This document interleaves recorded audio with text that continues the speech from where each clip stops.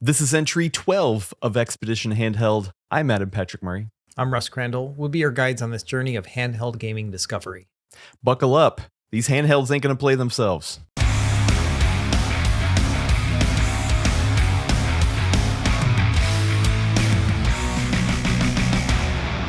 Russ, here we are for entry 12 of Expedition Handheld. This has been a journey so far, and it's not stopping at all. Yeah, you think about it, 12 doesn't seem like a lot, but that's 12 weeks of, this handheld gaming discovery that we've been doing here. That's a long trip. I mean, and honestly, we were a little worried there wasn't going to be too much to talk about, but at this point, I'm like, are we talking about too much? Like, are our episodes too long? Like, I have a whole table full of things here that I could talk about, and some of this stuff, I'm like, let's just talk about this for future episodes, right? There's got to be a slow week coming up. I think that people would be surprised how many things we push off. I'm like, we can't cover that in this episode. We got to do it next time, and so that's a great thing, to have too much to talk about.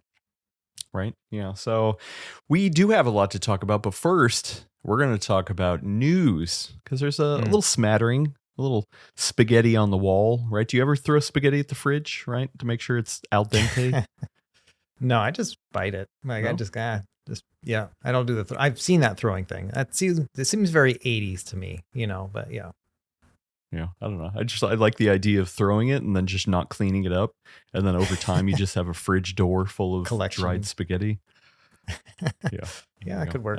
It's a trophy. Yeah, it's called modern art, Russ. We're artists here coming up with cool ideas.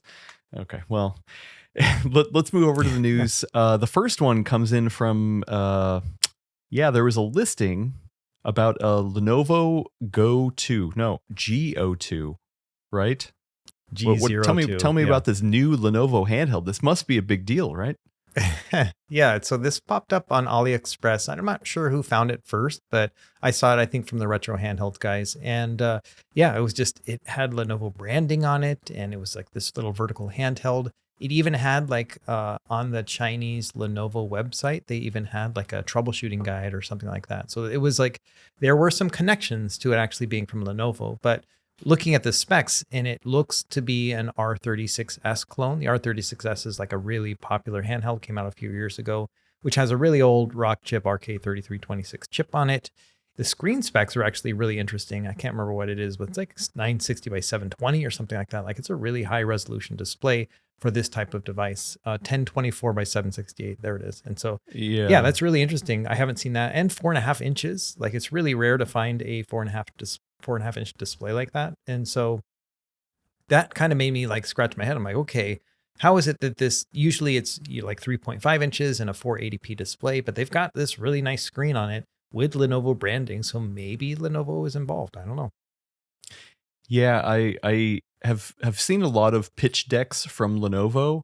The one thing that it gives me a little bit of a red flag is that this is not the official kind of like branding that Lenovo does. I mean, you can even see between these two, one of them, the little Lenovo tag is not touching the corner all the way. And then in the next one, it is touching the corner. Like that like the consistency is kind of all over the place when it comes to the branding and stuff. And this looks like AI art in the back of this. And I've never seen at least any, serious claims of AI art being used in Lenovo branding. So, I mean, it doesn't mean that it isn't a Lenovo thing. I don't know, but there's definitely things that look like a little sketchy to me. I will say I did reach out to Lenovo for comment because I have a relationship with the North American PR, and to be like, hey, can you chase this down and tell me if this is legit or not? Unfortunately, they weren't able to get back to me in time for this recording.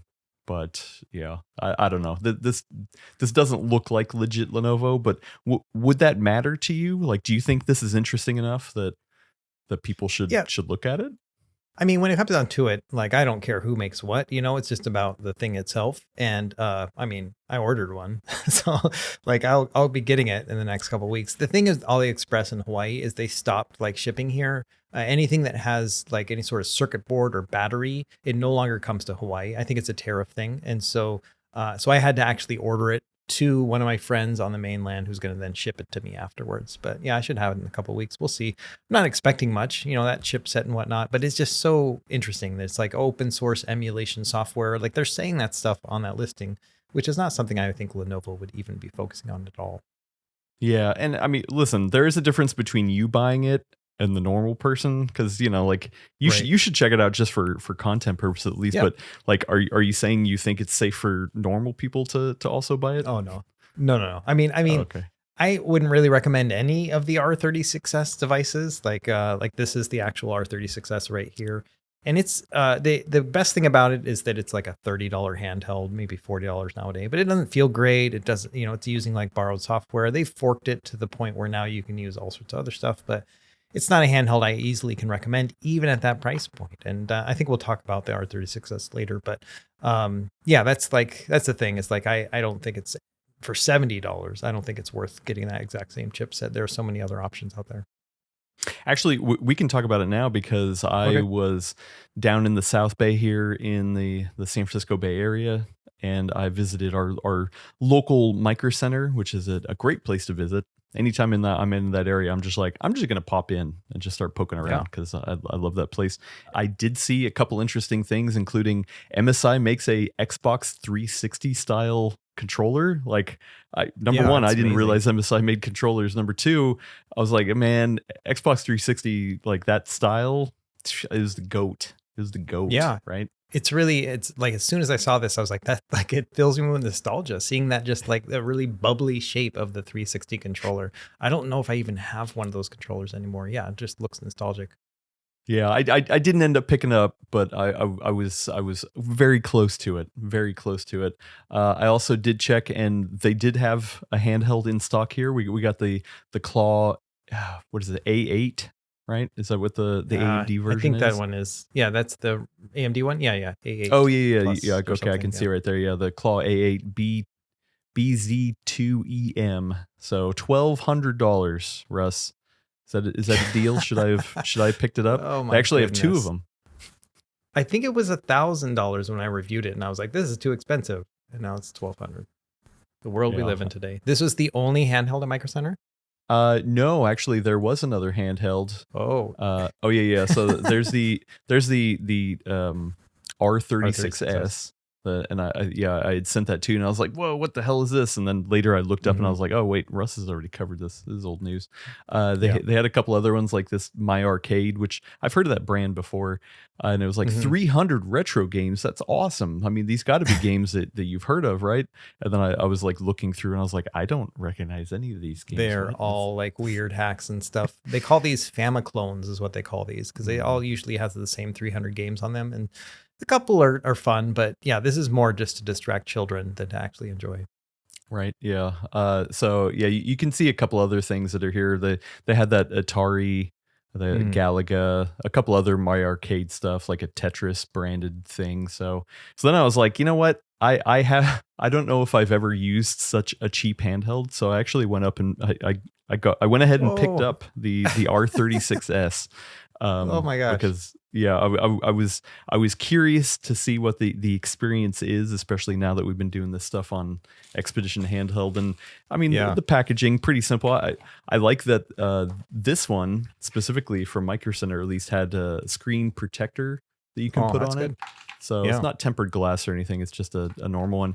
And then the micro SD card, it comes with a 100 gig micro SD card. Whoa! Like I put that in. I mean, it's a no-name brand kind of thing. I don't know if you could see that. I did put it in and confirm. I mean, it is 100 gigs, so it's not, whatever. That's really interesting. So I was a little surprised that such a big micro SD, especially for the kind of games that you would play on this system, right? Like, right. You wouldn't need something that big. Yeah, you definitely, I mean, you could fill it up with maybe like the only system that plays well that uses CD based is going to be like Sega CD and PS1. So you could fill it up with that, but yeah, for the most part, you're not going to need that much. I usually would use like a 64 gig card max for an RK3326 device, but that's just me.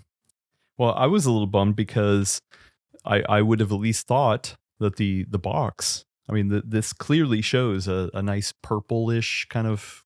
I mean, this reminds me of like a Game Boy purple or the Mhm. Game Boy Advance purple, right? But it's Yeah. translucent. I was like, okay, cool. I like that. But I didn't see on the side that it actually has little markings of what color. Mm. So it ended up being the red one. But I actually kind Oh, of like this. I think yeah. this translucent red turned out pretty nice. It's like very strawberry, very like Mhm. I maybe more cherry, I guess. Mm. Red. Which color do you have? I missed it. I have a black transparent is the one, and this is the only one that they had for a while, and it's fine. It's like smoky and stuff. This thing is so old, like it's got to be at least 3 years old. I just don't like the buttons and the face buttons in particular. I think they're a little sharp around the edges and just feels cheap. It's kind of rattly. I mean, for me specifically, I was like, that D-pad just feels so elevated, so raised up. Oh, right. Like Yeah, yeah. like it takes a lot of effort to compress all the way. Like the buttons, yeah, they're kind of small, but it's the D-pad that like really struck me as a Mhm. weird thing. And then yeah, the buttons on the back. It kind of reminded me when Mr. Dweeb was on and he was showing the handheld with the big butt on it kind of Yeah, thing. yeah. But this has Right. no booty. It just has the same kind of triggers on the Big back. buttons on the back. Yeah. Yeah, and then I powered it up, and it was weird because they had that big list. I think yeah, here it's advertised. Uh, well, number one, I got to say it's funny because wow, it shows a big Right. wow on the front, which is funny. Oh, you know what? They don't say how many games are on this one. The other one had that list of 300. Mhm. And now it's not. Oh, there it is. But I was like, wow, the screen's nice and bright. It says open source console, so I guess do with that as you will. But yeah, then as I was going down the list of pre-installed games, the funny thing for me was that they this is kind of hard to see, but they mark it as Nintendo. And I was like, Right. oh, okay, so you loaded up Nintendo on here, and then when I went through the games, I was like, I don't nope. I don't recognize any of this, any of these games. So well, yeah, it's a little deceiving, It's a kind of little weird. sketchy.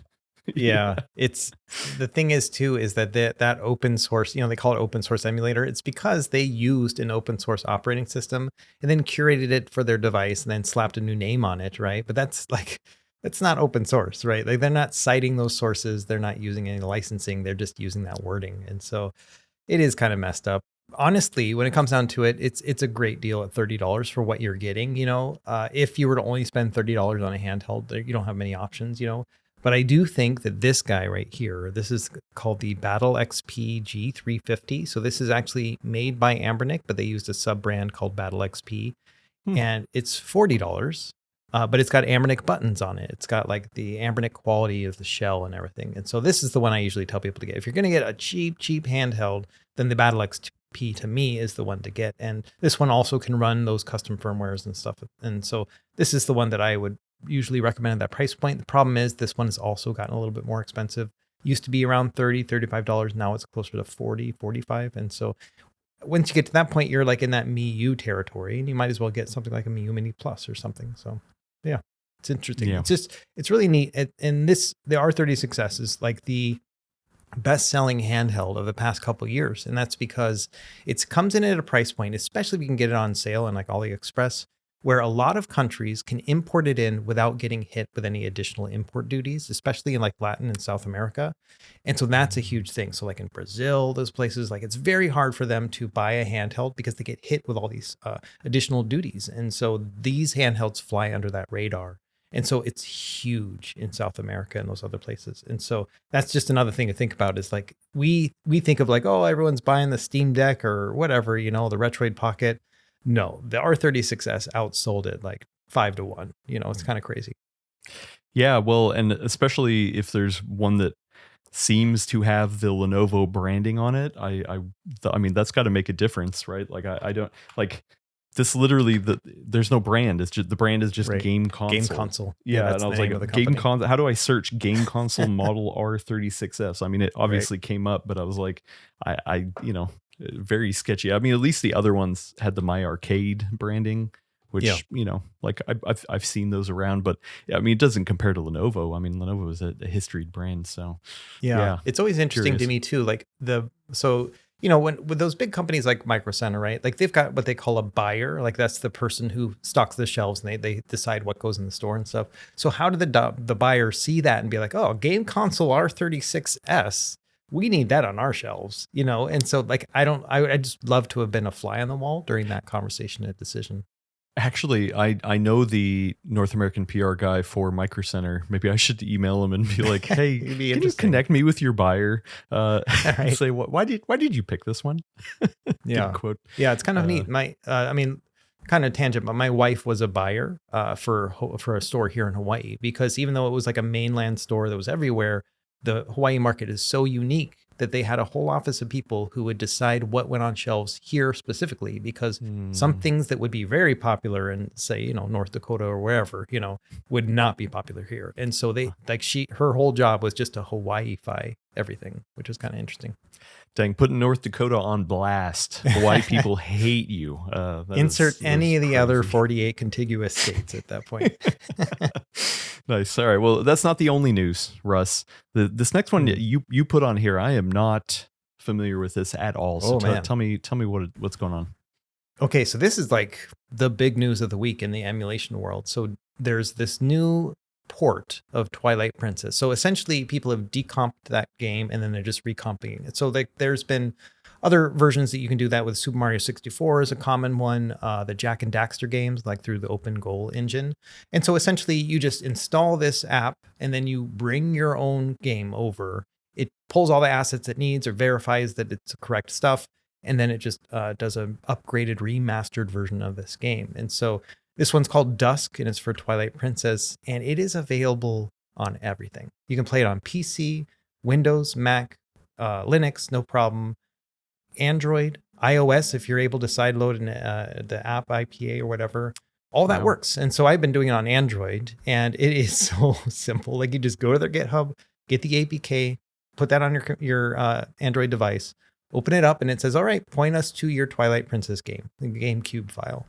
And so you just point to it and it's like, all right, you're good to go. And that's it. And it just like unlocks widescreen, all these quality of life hacks to it.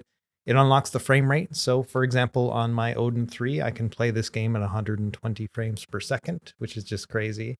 Looks beautiful. There were some glitches in the first couple days, but most of that has already been patched and fixed. And so really interesting. And it'll scale to your screen no matter what. So for example, if you've got a square device like the RG Rotate, look at that. You can play Twilight. I mean, it's only running at like 40 frames per second, like it's kind of chugging 30, 40 frames, but still it's so playable. It's absolutely playable, and so kind of interesting. Wow. Yeah. Okay. Yeah. It's weird because I feel like the decomp stuff, it first got on my radar for like the N64 kind of stuff that was happening. All right. Yeah.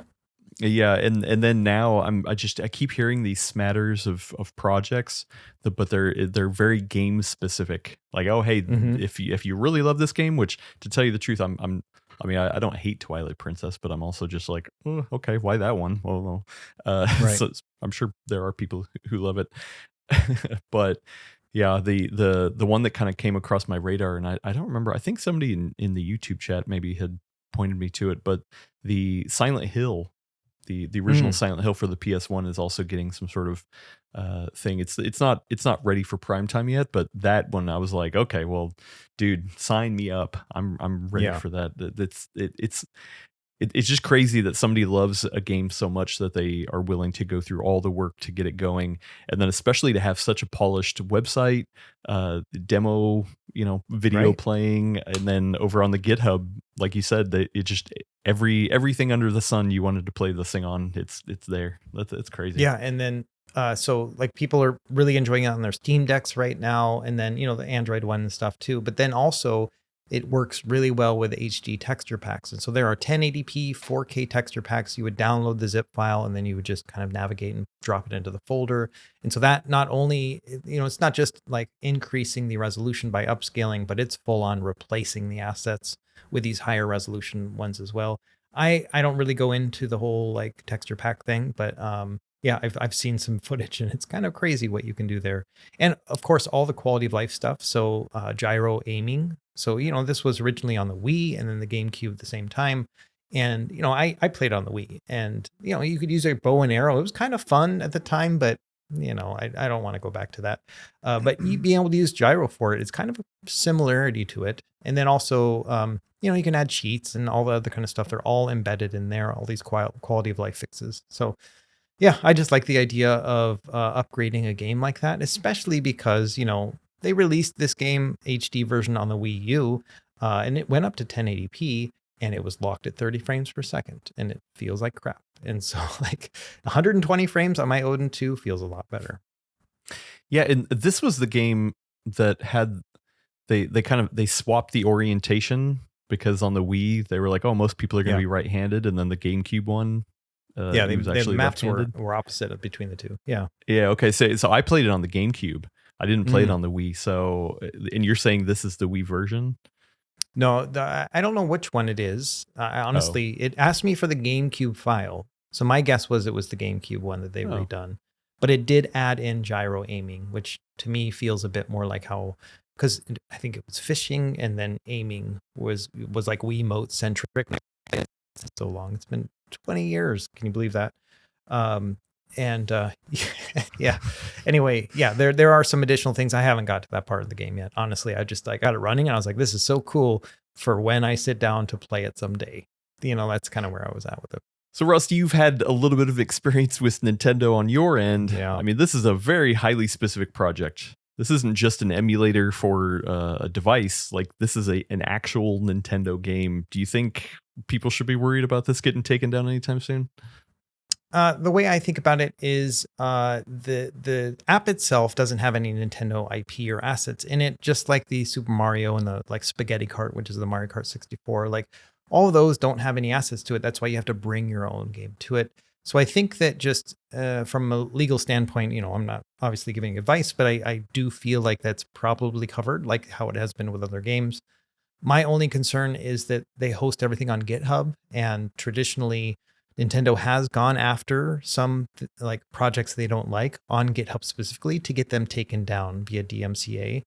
And unfortunately, from what I've seen, GitHub doesn't sometimes do their due diligence. So a good example is Eden, which is the Switch emulator, which again is clean as far as I can tell. You got to bring all your own assets to it. But obviously Nintendo doesn't like that app, and they did a DMCA takedown for that one maybe 6 months ago, because all the files are being hosted on GitHub, and they just went through GitHub and said, take it down. And even though Eden submitted a rebuttal for it, it still ended up getting taken down. So now they self-host all of their stuff. And so that's kind of what I would see worst case scenario with this one, is that they would go after the GitHub repo and they get that taken down. And then the person who made this app would either have to self-host it and incur all those fees, of hosting all this data, or maybe they just wouldn't be bothered. So that's probably the worst case scenario. Weird. Well, yeah, cross your fingers that Nintendo doesn't care. I mean, it is an older game. Like the Eden example, I mean, Switch is in active development, so maybe I could see them getting their feathers ruffled. But who knows, man? Maybe there's a Twilight Princess remaster coming soon. They're like, oh, you know what? This is going to stop people from buying that. Yeah. That's really annoying. But, I would really love to see I would really love to see a Wind Waker version of this too. Like that would be amazing for me. Between the two, I do actually prefer Wind Waker. There are some elements to it that are just like so boring, but I do really like that game.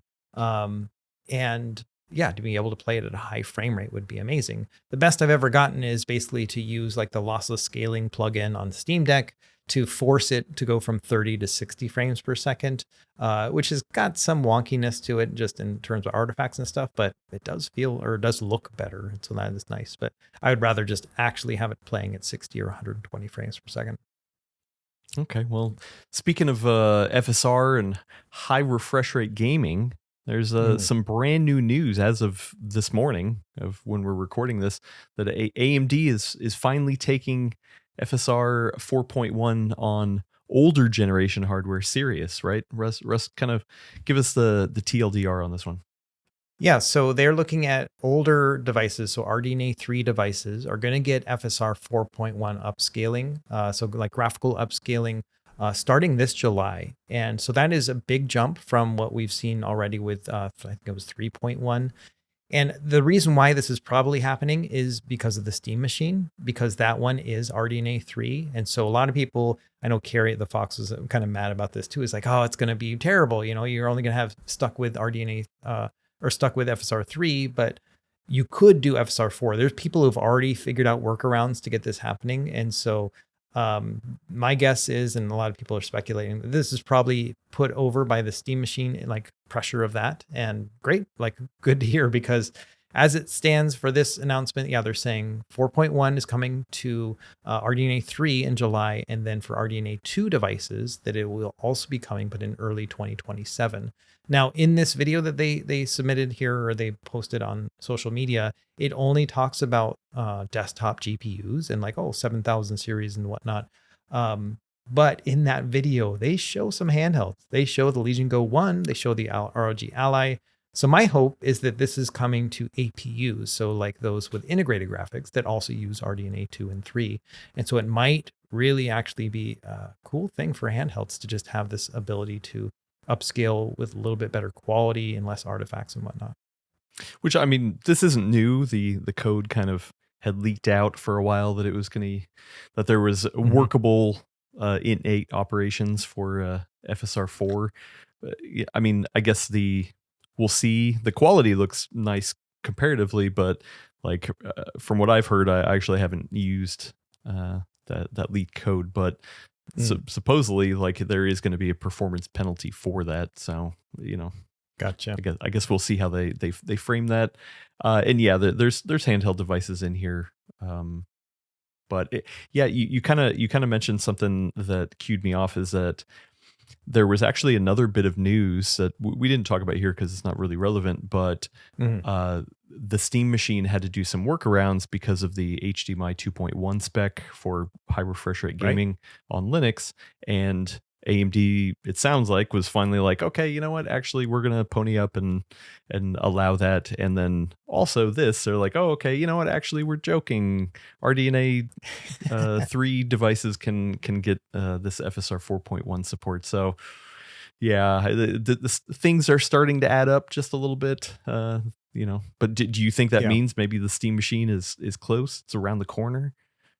You know, that's the other speculation, is if this is coming in July, then maybe the Steam Machine is too. And so that's a possibility. I'm not really sure.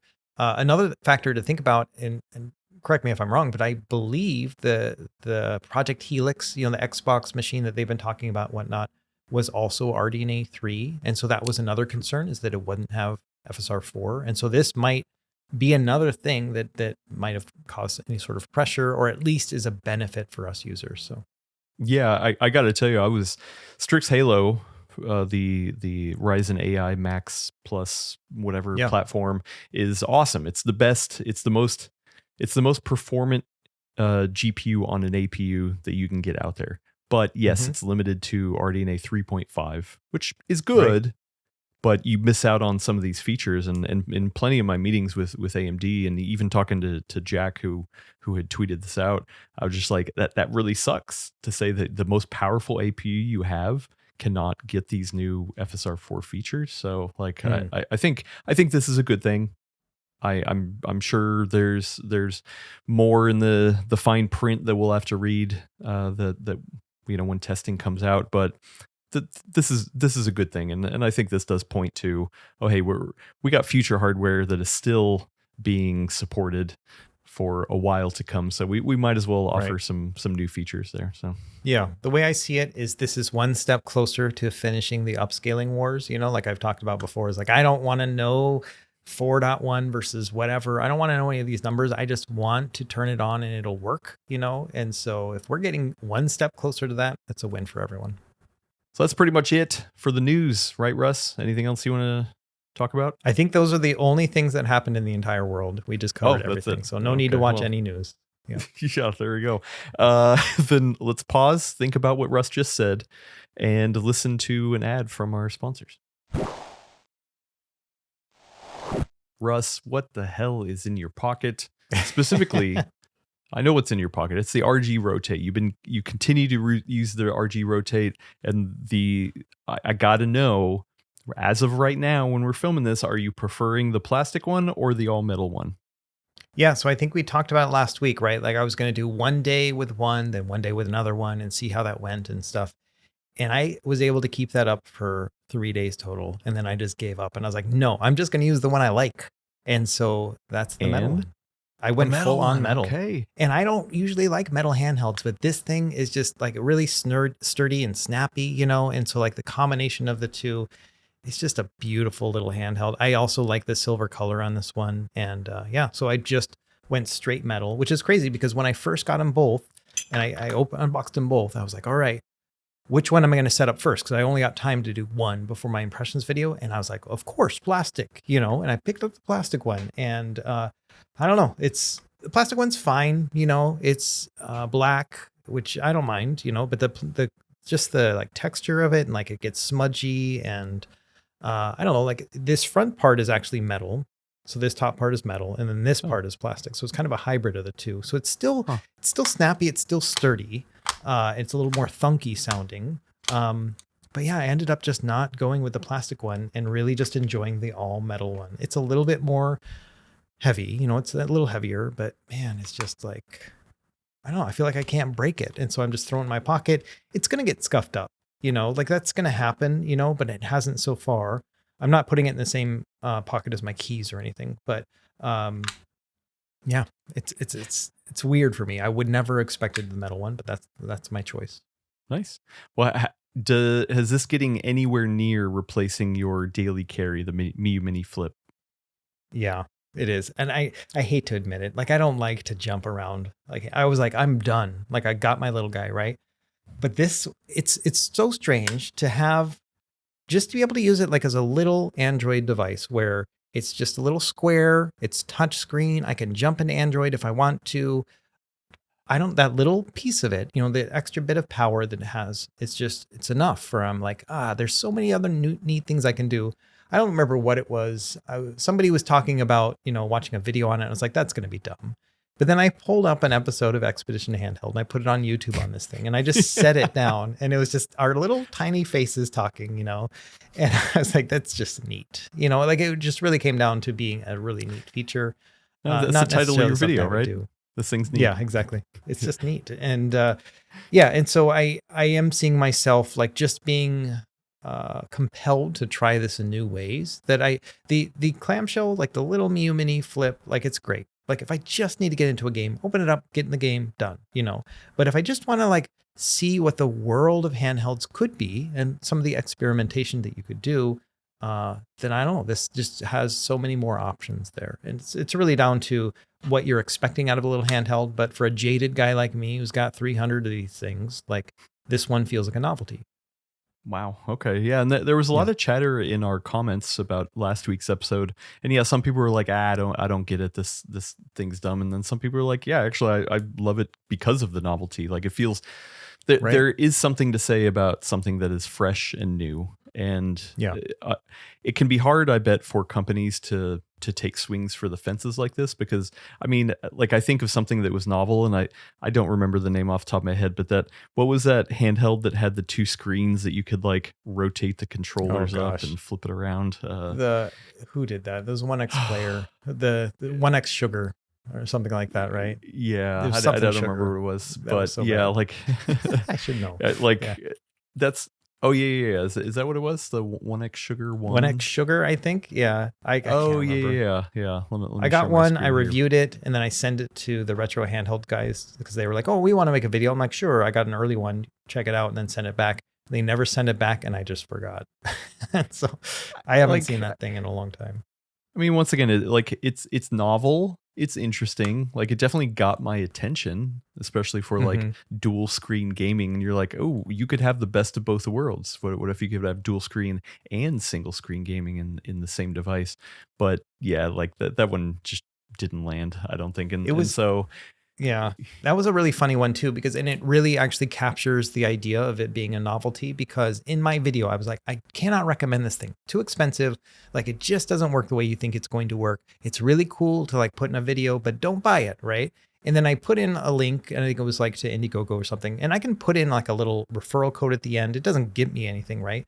But I can track sales from that. And so I can go into my own dashboard and be like, how many sales did I make? And it's just bragging rights, right? And for the device that I said don't buy, people specifically clicked on my link and then bought it like 30 times. And I was like, who are these 30 people, right? Like that are buying this thing that I said don't buy. And that just goes to show that sometimes the novelty or just the possibility of having this new way of playing is compelling enough to even just take it warts and all. Well, I mean, and listen, there's always a product out there for somebody. Like, Right. I truly don't think there is such a thing as a bad product. I think there's like a bad price. Right. But like, hey, for the right price, I think anybody watching this would be like, oh, okay, you know what? It's $20. Yeah, I might as well buy it. Right. Yeah. Right. And so anyway, that's a side thing. But yeah, I don't know, like, especially watching your video that you put up afterward, after the last podcast and talking about it, and I wasn't planning on getting it, but now you gave me the itch, Russ. I don't like that. I don't need another handheld around here. Come on, man. Yeah. I mean, it's like kind of right at that. It's not funny money because it is around 90-ish to $110, depending on shipping and all that kind of stuff. For the metal one in particular is more expensive.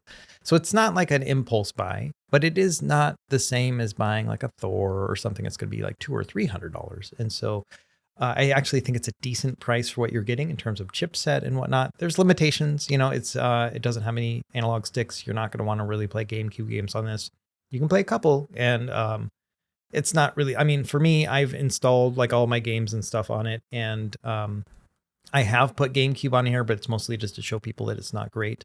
I mostly just been playing Pico 8, playing my old school Nintendo, Super Nintendo games and whatnot, and it's fresh. It's a fresh feeling, which is not something that we usually will see in this space.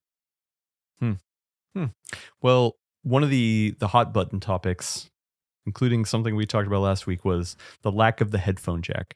And I'll tell you, I've actually changed my thought a little bit on this one, but I want to hear how it's been for you to use it, because I haven't used it. So yeah, like, do you still miss the headphone jack?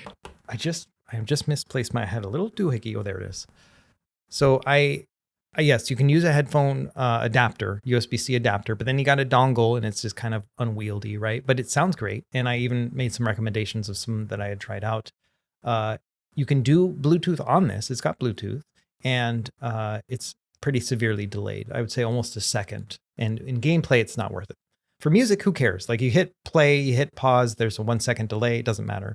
I wouldn't want to watch videos. I wouldn't want to play games on it. So then I was like, there's another solution, and that's to buy a little USB dongle, like a wireless Bluetooth low latency dongle. And these are usually about $10, $15. I got this one from Ugreen on Amazon. And it cuts the delay by half. So it's not the same as wired, but it's twice as fast as using the Bluetooth that's on the machine. So that's kind of where I'm at. I think it's playable, but annoying, but not unplayable. And that's where I'm at with it. And so I wouldn't want to put this dongle on and then use it for like video playback, because that would be weird. You can kind of see it just popping out top. But if you're playing games with it, you flip it open, you don't see it at all. It's just behind it. And your fingers are never going to touch it. So if you were looking to play Bluetooth, like wireless, instead of using the adapter instead of using the Bluetooth that's built in, then an adapter for me is the way to go. And these things are just so simple. Like it just automatically pairs to a nearest, Bluetooth device. And been really, really simple with that. And so that's what I've been using now. So I'm going to be playing it wirelessly. If I was to be like in, I don't know, like a public space, like I'm on transit, on a bus or a train or whatever, this is probably the setup that I would use right here.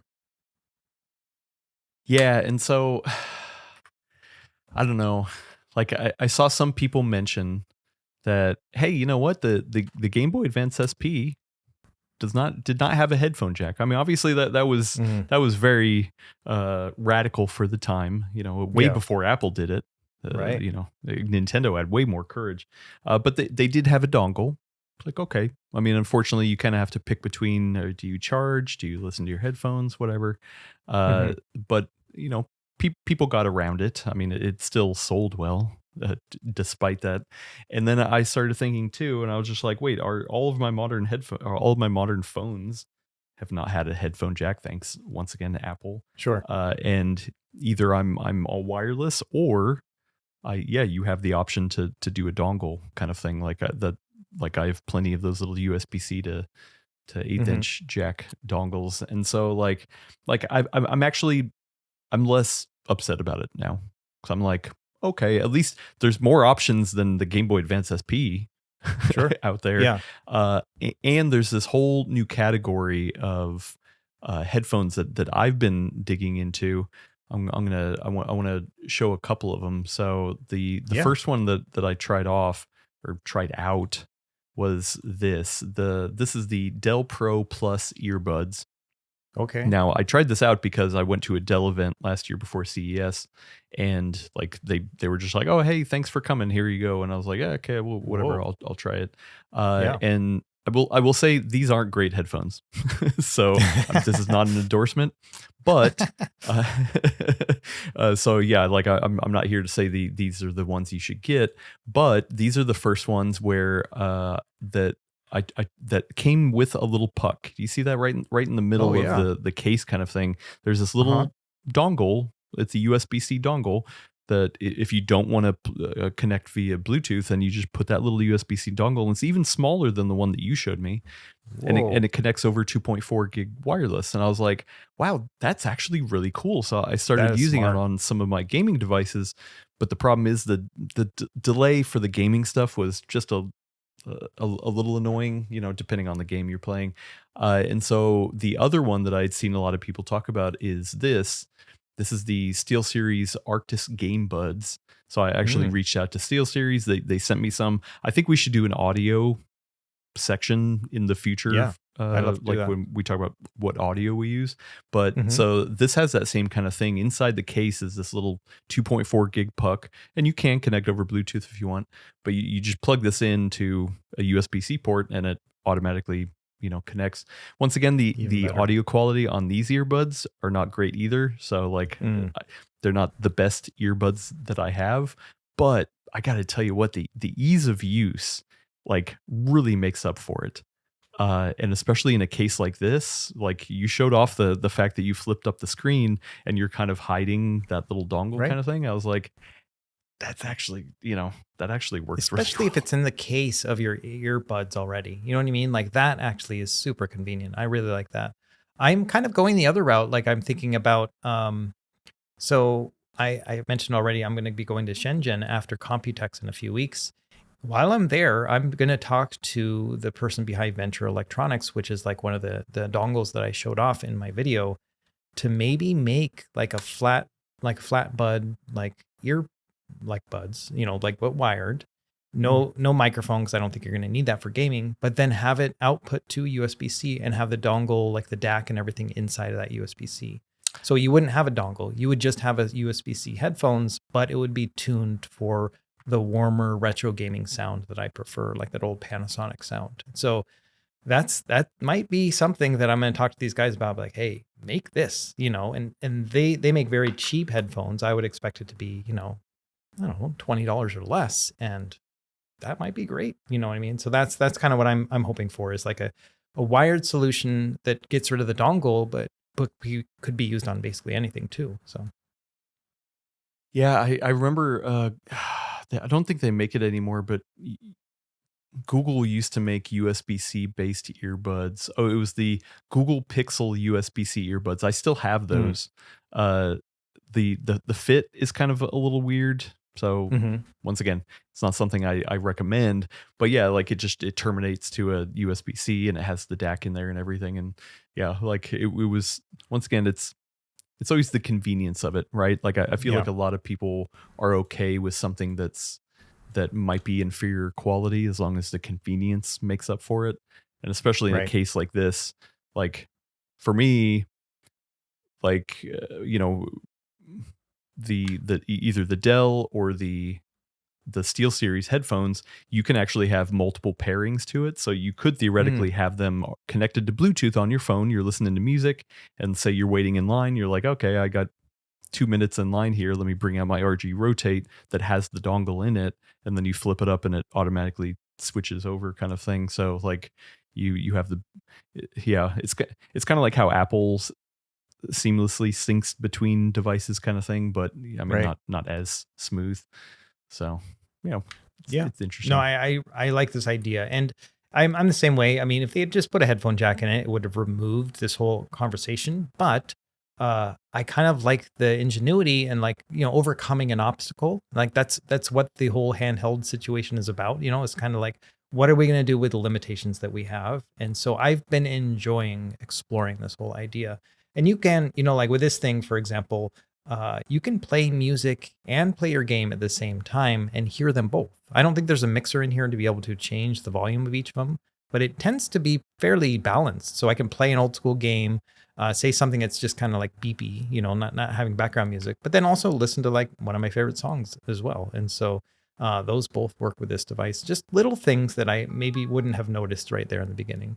So I'm not that familiar with the Anbernic's cell process on their website, but I just noticed going over there right now is that the option to have it ship from the US it's like all sold out. Both versions, even all the SD card stuff is sold out, and then like the only thing that's available is shipping from China.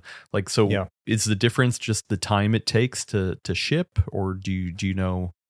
Right. So they shipping it from China, it's just going to take a little bit longer. You might get hit with tariffs, but nowadays I don't think that they've kind of figured out a way around it with their shippers and stuff. The reason why it's sold out on the US side is because it takes like a week or two after launch for it to show up in their US warehouse, and then it'll be available. So it's just a timing thing, like it's too early. So usually in the first couple of weeks you got to buy it from China, and then if you wait a couple of weeks you can get it from the US warehouse as well. Interesting. Like, you wouldn't think they would ship it before launch so that it's ready? No, they are just in time. You know what I mean? Like they're just like, weird. We're ready now, go, So it's almost like a pre-order then. Because really, you're buying it from the U.S., but it hasn't even arrived in the U.S. yet, so they're guesstimating. Right. Yeah, and so I think if you were to buy it right now and it only has China as an option, it is going to ship direct from China, But if you give it a couple weeks, they'll just ship it from the U.S. warehouse if that option is available, but it's just not there yet. And so same thing, like some other companies are like that too, where they will eventually get on Amazon, but they're not there at the beginning, and so. That's just kind of what I've just gotten used to that. I didn't even think twice about it, but yeah, that's a thing. Got it. Okay. All right. Well, interesting. I guess we'll just wait around for the next leak from their show floor or their factory floor to see what Anbernic's cooking next. Stay tuned for that. I have a quick thing to talk about, Russ. Sure. So when I talked about the Easy Flash. What's the official name of it? It's the Easy Flash Omega Edition. No, Omega Definitive Edition. There we go. Definitive Edition. Yeah. Yeah. So it's the flash cart for the GBA. I got it in. I'm still loving it, but I mentioned when we talked about it in that episode that I hate the front end. That it's just like so vanilla and boring and just does nothing for me. Well, luckily there was somebody who had left a comment on the video and they said, hey, well, listen, that I have something that I programmed that makes it look like a DS front end. The project is called the DS style. What is it? DS style theme for the Easy Flash Omega Definitive Edition. So it just rolls off the tongue. Rolls right off the tongue. And so this is a project from Frankie T19, who I did go back and look at the original comment, and it appears to be the same Frankie. So thank you for giving a heads up. But essentially this changes the theme of the Easy Flash into something that looks more like a DS. And so like I do have mine here. It takes a second to load, of course, but yeah, there you go. I actually use the dark mode because it's fitting with your device. Yeah. I mean, also like I feel like when I'm sitting there, I don't want something blaring bright white. Like I felt like it was like too bright when I was turning it on and playing it. I mostly play in the evening and in my living room. You don't want to wake yourself low light kind of situation. So yeah, I mean, it's not. I'll say that it's not like it's still functional wise. It is still the Easy Flash Omega navigation system. Nothing's changed about that. This is literally just a process of kind of, changing out the icons and the images and stuff like that. But like it does look way better Nice. visually. Like just cut, like I don't know, it just feels, it just has that little extra mwah, that Yeah. gives Honestly, it I didn't something. even know that there were flashcart themes. I didn't know that was a thing. I thought you just were stuck with the font and everything that guy decided to use. So I like the fact that there's options. Now, looking at the images, there's like a carousel kind of look where you're like navigating through the different screenshots or title screens. Do you have that set up on yours yet? No, actually I haven't. I was messing Mm. around with the different color ways. Because it, Mhm. like, you actually have to reboot it to apply the different color themes. Oh. Like you can kind of see in this shot here that there's like a pink and a red and a green and an orange, and then the Mhm. bottom right corner here is the dark version Dark. that I Yeah. prefer. So yeah, I haven't messed around with it to get like the full screen images Mhm. in the carousel and stuff like that. But man, I'll tell you what, that looks much better. Also, I guess I should mention, so this is a special Yoshi theme that like you Oh. go through the list and pick a Yoshi theme. So they must be a big fan of Yoshi to have like that one called out specifically. So It's got like little actually eggs now in the background. Yeah. yeah, now that I'm wondering, I actually no, because and you can kind of see even the Yoshi theme at the top here has like different icons, Mhm. like circles. Like this one's a little bit more square, kind Squarish. of like the Yeah. traditional one, I like that and look. then the Yoshi theme kind of has like circles up here. So I don't know. This definitely, like, how often am I in that menu? Just a hot second at the beginning when I'm booting it up, so not a huge deal. But Yeah. this really does make a difference. So Oh yeah. I'm excited just looking at that. Like I'm the kind of guy, I will stay up till 4 a.m. tweaking a theme like this and making it just perfect. Like I'll exhaust myself doing that. I will never stay up till 4 a.m. playing a retro game. Why is it that I will be in a menu till 4 a.m. but not an actual game? I don't know what's up with me. It's fun to personalize it. It's fun to make it your own, right? Yeah. And the process of doing it actually had you. It was a multi-step process. I'll say it wasn't like the easiest thing to follow. I figured it out, but it was like, hey, you got to go install this thing, and then after you install that thing, you got to move the files over to that thing, and then you got to compile, or whatever. I'm mixing it up a little bit, but Right. like it was definitely like you have to download the tools, and I don't remember the name of the tools that I had to download, but essentially it was you download the tools that would be required to make your own custom version. So you like, and I was looking at the instructions on that, and yeah, it's just like, hey, if you want to change out the image, this is where you would do it, and all that kind of stuff. So yeah, watch out, Russ. Maybe we'll get a retro Game Core theme for the Oh, Easy beautiful. Flash Omega Definitive Edition. Yeah. I actually don't have this flash card because I spent all my money on the EverDrive one, but I'm tempted now. I got to look and see if there are EverDrive themes too. That might be something I could do. Maybe, yeah. So it was just a fun little thing I wanted to call out there. But you've been messing with the Odin 3 more. Can you, Russ? Like, you just keep talking about this Odin 3. I Like, know. You need to chill out. I can't man. remember if it was on camera last week or not, but like I think it was afterwards. You're like, so is the Odin 3 really that good? Like you were like trying to get me to talk you into buying it. Well, because and I was you like, were no, mentioning, you got the Thor, you're fine. Well, but you were mentioning, well, no, but that's different because I've got the Thor Lite, right? That's a Snapdragon, 865, Right. and the Odin 3 has a Gen 8 Elite. Yeah. 8 Elite, yeah. And you were like, well, it is more powerful, but or you describe, how would you describe the difference performance wise? Yeah, it makes a difference for PC gaming. For GameNative, it really does. But there are compatibility issues with this driver, and so you can pull up custom drivers that are like extracted from other devices that have the same chipset, but it's not the same. And so Switch emulation, for example, performance-wise is great and better than the Snapdragon 8 Gen 2, because I think you have a Retroid Pocket 6 as well, right? So that's probably the next step beyond the Thor Lite that you have. No, I thought I had a 6. I only have a Retroid Pocket 5. Okay. Which is so also the same chip as the Thor Lite. Yeah, the same chip. And I was like, oh, okay, well, I guess I'm never going to use that one again. I would rather. So that is a big use jump. The Thor Lite. If you're talking about like an 865 and then jumping to an Elite, that is a big jump. But if you had a 8 Gen 2 already, and it's like, not really worth that. Anyway, I didn't want to like try to again sell you on this thing, but it is the one I use every day, right? And it's the one that I play Symphony of the Night on, which we'll talk about later too. So it is my like daily driver, right? There have been two big updates to this, not necessarily to this handheld, but that have really enhanced this handheld.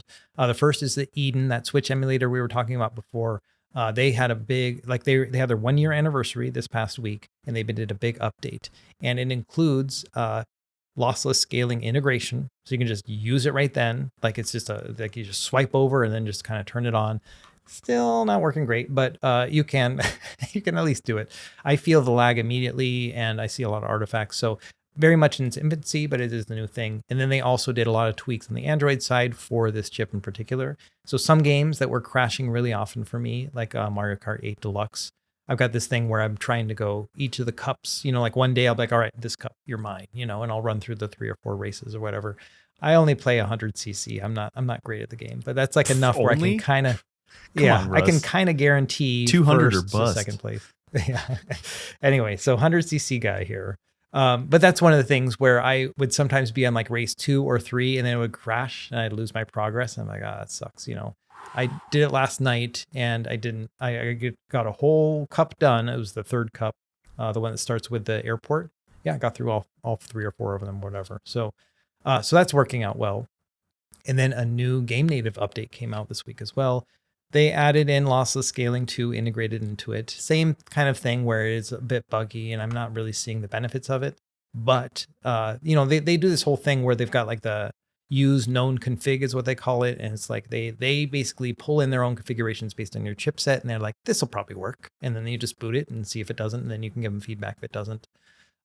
So one game I've been trying to play on this is Enslaved Odyssey to the West, which is like one of my favorite Xbox 360 games.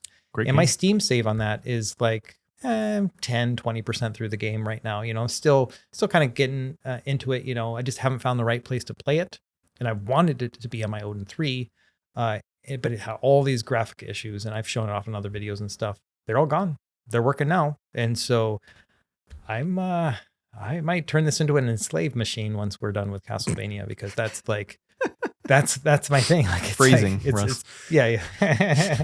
It's a wonderful way to play this game. I think, and it's a little small on a 6-inch display, but it's just enough where I'm like, this is so cool. Like it's the novelty of playing a game I used to play on a big TV, but playing it on a little handheld. And for me, I really like that. And yeah, so those are the big updates here. So the Odin 3 is just like, it just keeps getting better. Like it's about 6 months since it came out now. I need to make a refreshed video on it, maybe next week. Because it just does keep getting better. It's really good. Yeah. So I don't want to get too deep into it, but I have been blasting through a lot of GameNative testing. Like to the point where I've been talking to people on the PCWorld side. Like I talked about it with Will on Dual Boot Diaries, and then I brought it up on the Full Nerd. Like I think we're gonna do a whole new segment on it, because like it really has like shooken me to the core of like what I think is going to be the future of PC gaming. Yeah, like it's bleeding over really to your other segments. Yeah, I like and so I've been doing a bunch of testing for a future video I want to do. Not that it's going to be that novel, because there's plenty of people saying the same exact thing of like, oh, Sure. Hey, PC gaming on Android is good now. But like I'm looking at some very specific stuff. And yeah, like, so, I mean, sorry, this is piggybacking off your Odin stuff, but it's GameNative. Sure. We've been testing that. So I do have like kind of a little update. I think I showed this last time. So I have a Asus, the ROG Phone 8 Pro. So this does have I looked it up earlier and I forgot. I think this is an 8 Gen 3. Okay, so a little bit better than like the Odin 2s. Yeah. Yes. Yeah. So the Snapdragon 8 Gen 3 in this chip, and then I put the backing on it for the MCON, because they had sent over this controller, and so it's been interesting to test both GameNative and the MCON at the same time, because I think a lot of people, I mean, they probably already have a phone, that might be powerful enough, and then they get an MCON thing. I gotta say, I'm I don't love the MCon. like like for Yeah. what it is to be able to add controls to a phone, like I think it's good, but like I still think it just pales in comparison to an actual good controller, right? Like it's just still not quite there. And that's not Right. to say that this is like I actually of the portable controllers, I think this is one of the best ones that I've ever used for sure. And I love the idea that it gives you that more vertical orientation. For sure, it's comfortable, all that kind of stuff. But yeah, I don't know.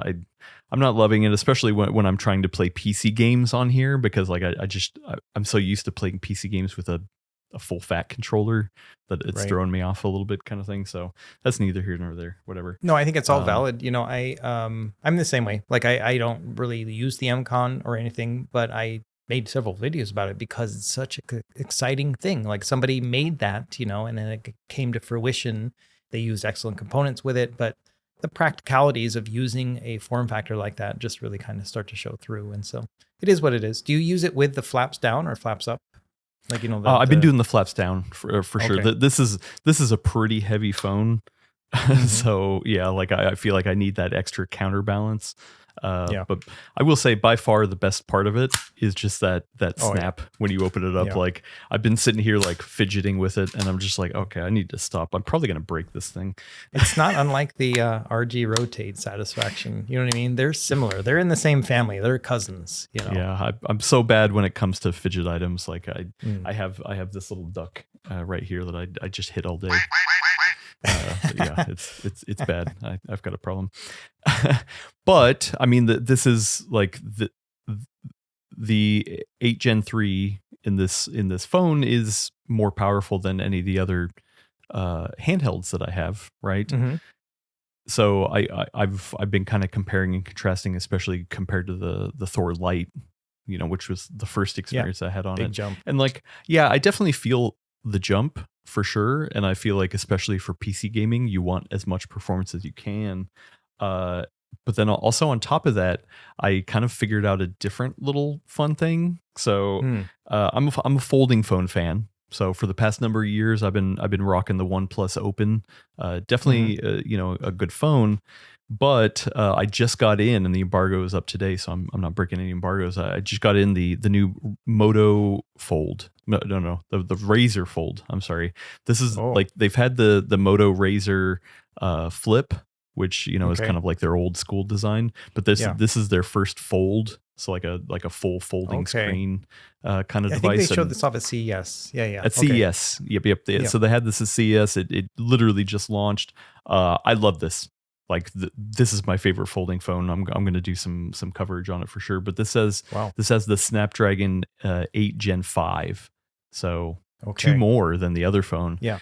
And to tell you the truth, like performance wise, I'm not feeling like a huge leaps and bounds necessarily over the 3, but what this does afford me is that I was able to play games on more of a 4:3 kind of format on the internal screen. Oh, right.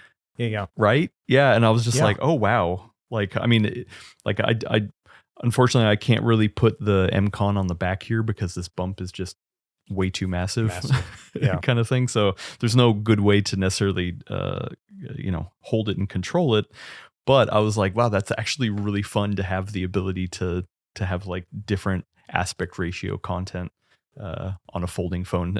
Not that I think anyone should buy a folding phone just so you can play GameNative games in 4:3, but it was actually kind of fun. And the other thing that I did too is that if you put it down on the table and open it up, you can dedicate just the top half of the screen to be the game. So I actually was able to just sit it down, and I paired the MCon to it, and I just had it like sitting down, kind of like a laptop, and was playing it that way. So, interesting. So, I mean, so that's better than the Odin 3, basically. So the Snapdragon 8 Elite is their Gen 4, but like Asian cultures don't like to say the word 4, like the number 4, like it's a bad luck thing, right? And so my guess is they probably renamed it to the Elite for that one. And then they went back and now they call that either the Gen 5 or the Elite 5 or Elite Gen 5. And so you are Yeah, you're rocking like the best Snapdragon chip that you can get right now on a mobile device. So Yeah, but the problem is, especially versus the Odin 3, is that I mean it's a phone, and right. like the control part of it is not there. So Yeah. that like, is the Odin 3 the best game native like handheld out Handheld. there? I think so. So there is another Snapdragon 8 Elite device, which is the Conquer Pocket Fit, which is like an Ioneo sub brand or whatever. They've got a Gen 3 version of that, 8 Gen 3, so like your Asus phone. Or they also have the Snapdragon Elite one. I think they stopped making the Elite one because of all the shortage issues and stuff. So don't quote me on that. But yes, that's the only other one that's kind of comparing with the Odin 3. But for me, I would rather use the Odin 3. Just the comfort of it, the build quality, the feel of it is, I mean, I've got the Conquer Pocket Fit, the Snapdragon 8 Gen 3. As soon as I got my Odin 3, I was like, chucked it. You know, I was like, this thing, because this is like OLED too. That other one is not. And so there's a lot of reasons why I like this one. But remind me the pricing on the Odin 3. Oh gosh, $400. I think. You know, there's. Okay. They do the whole tier thing. I hate it. And the batch, the pre-orders, and they've got the base, the Pro, the Max. Yeah, looks so like the Ultra is actually sold out. Yeah, because of the RAM amount. It's just 24 gigs. It's so high. So so the base is 8 gigs of RAM, 128 gigs of storage, $340, but only in black. And so I have a Pro. I think I may have a Max. And so this was $430. So it's $100 more. It gives you 12 gigs of RAM, 256 gigs of storage, but you can choose your colors. And I got a white one, obviously. And so that was the big thing for me is I wanted, I had a transparent blue that I reviewed. I ended up giving that to the GameNative developer. I sent that to him for him to work on. And then I bought a white one for myself. And so that's what I ended up buying. It's expensive, but I don't know. Well, but so and this is like, I'm spoiling a little bit too, but like between this and a Steam Deck OLED, I mean, assuming you can get those in stock, right? Like performance wise, I know it's not as powerful as the Steam Deck OLED, but I mean, you also, I mean, it's a different form factor. It's smaller, it's thinner. Like how less powerful is it compared to the Steam Deck? Well, I mean, the Steam Deck could play things like some of the more recent, like Resident Evil games and stuff, just kind of seamlessly. Lower settings, but you can do that. The Odin 3, it's possible, but you got to do all the finagling. You got to get that container to work in GameNative and stuff. So I'm not saying it's not possible, but for me, I kind of cap out when it comes to Windows gaming or PC gaming at around that like Xbox 360-ish era, like the Enslaved game or like Fallout 3, Fallout 4, like those kind of things. Like that's about where I'm at. And I do feel like the Steam Deck will be better if you are trying to play stuff like Baldur's Gate 3, even though it's so compromised on the Steam Deck or any other PC handheld, really. So it just comes down to like how you approach your games and stuff. For me, like I cap out even on the Steam Deck at like Hades 2. I'm like, this is about as much game as I want to play on a handheld, And all of those games play on the Odin 3. Like I did a video, I don't know if you remember it, but it was a month or two ago where I was like, top 20 games, let's play all of them and see if it just works with the default settings. And there were like 2 that didn't work, and they were Slay the Spire and I think Dave the Diver, which now work. And so it's like you can play the top 20, but I did pull out like Baldur's Gate 3 as I'm not even going to try this one because it's just not going to be worth it. So it really depends on the type of PC games you're playing. But I mean, I've been thinking about making a video where it's like, I don't play my Steam Deck much anymore, and it's this guy's fault, basically. Yeah. Well, and I feel like, I mean, listen, in a year or two's time, when like, can you imagine where that's at? And it's like, okay, well then, I really think this is going to be the new low end of PC gaming devices. Sure. Like we're talking about, $300, $400, $500 devices that used to be occupied by the Steam Deck, but now is all Android based stuff, and the x86 stuff will command the higher price points. So we're not even talking yet about like FEX, like the Steam frame isn't even out yet, but that's running a Snapdragon 8 Gen 3. Valve is doing all sorts of work with compatibility layers. That's all going to trickle out to everybody else. And so we're just going to be in this golden age here soon. And the Odin 3, it's very early, but the Odin 3 now has a Rocknix build for it. So you can actually boot into Linux on this, run the ARM version of Steam if you wanted, and just treat it like an actual Steam Deck. Crazy. It's Anyway, there. sorry, It's getting there. I co-opted your little segment, but it's, No, I mean, it's but definitely like got my mind going lately, man. It is really exciting. has. Yeah. You know, in all the years that I've been covering this stuff, I started out with all the very cheap Linux stuff, and then we started getting some really crappy Android handhelds, and then they started just getting better. And I feel like we're in a sea change right now in terms of just these Android devices just really pushing things further. And you know, there's many reasons for it. I think that like the whole push for like AI boom stuff is helping in the Snapdragon world. If you pull up the specs for like, say, the Snapdragon 8 Elite, it says like the leading AI chip or whatever. And it's like, what does that even mean for an Android device? But I don't care. If it's going to make me game better, then it's all good. Yeah. So, I mean, to be fair, Qualcomm has been touting AI capabilities for years now. Especially back when I did like phone camera reviews, like they were like, oh yeah, AI enhanced image processing, and like great. you know, that's just kind of Qualcomm. They love AI. Yeah, well, that makes sense. But yeah, so for me, it is a great handheld, and I'm very satisfied with it. It was painful to pay that $400+ for it, but I haven't looked back. Dang. All right. Well, something that was a little cheaper and like a fun project that I did over the weekend because my wife was away, is that I modded another DS. So, nice. Or I'm sorry, not a DS, Game Boy Advance. So if you remember, I reshelled this Game Boy Advance, the launch Game Boy Advance that I had. It's this nice smoky black. I kept the original hardware buttons, trim, so the buttons and the side and all that kind of stuff. So I really like how this looks. You know, it's like smoky, but it's got a little bit of that gray, subtle. And especially with the battery mod. And then I didn't even plan it, but the Easy Flash cart also has that smoky black. It just feels like a nice thing. So I was like, okay, my handheld dealer of late, Steve Lynn, hi Steve, he has been trying to get rid of a lot of handhelds he has in his personal possession, and I was like, hey, you know what? After buying that round of hardware, the DSi and the Game Boy Advance, I was like, oh hey, what else you got? so actually, I don't have it in front of me, but I bought a Game Boy DMG. So like the original Game Boy, which I didn't have one. I don't actually think I'm going to do much with that one, just because like I kind of like having that one just like pure experience wise. Like I've got the analog pocket, so like that kind of covers doing anything crazy with it. But the Game Boy Advance SP was the other thing that I bought from him, and I was like, man, I think we debated a little bit about this between the form factors, and I very much am more of a fan of the landscape design of the original Game Boy Advance. SP, yes, it had a better screen and all that kind of stuff, but I hate the ergonomics on it, man. Like I can't.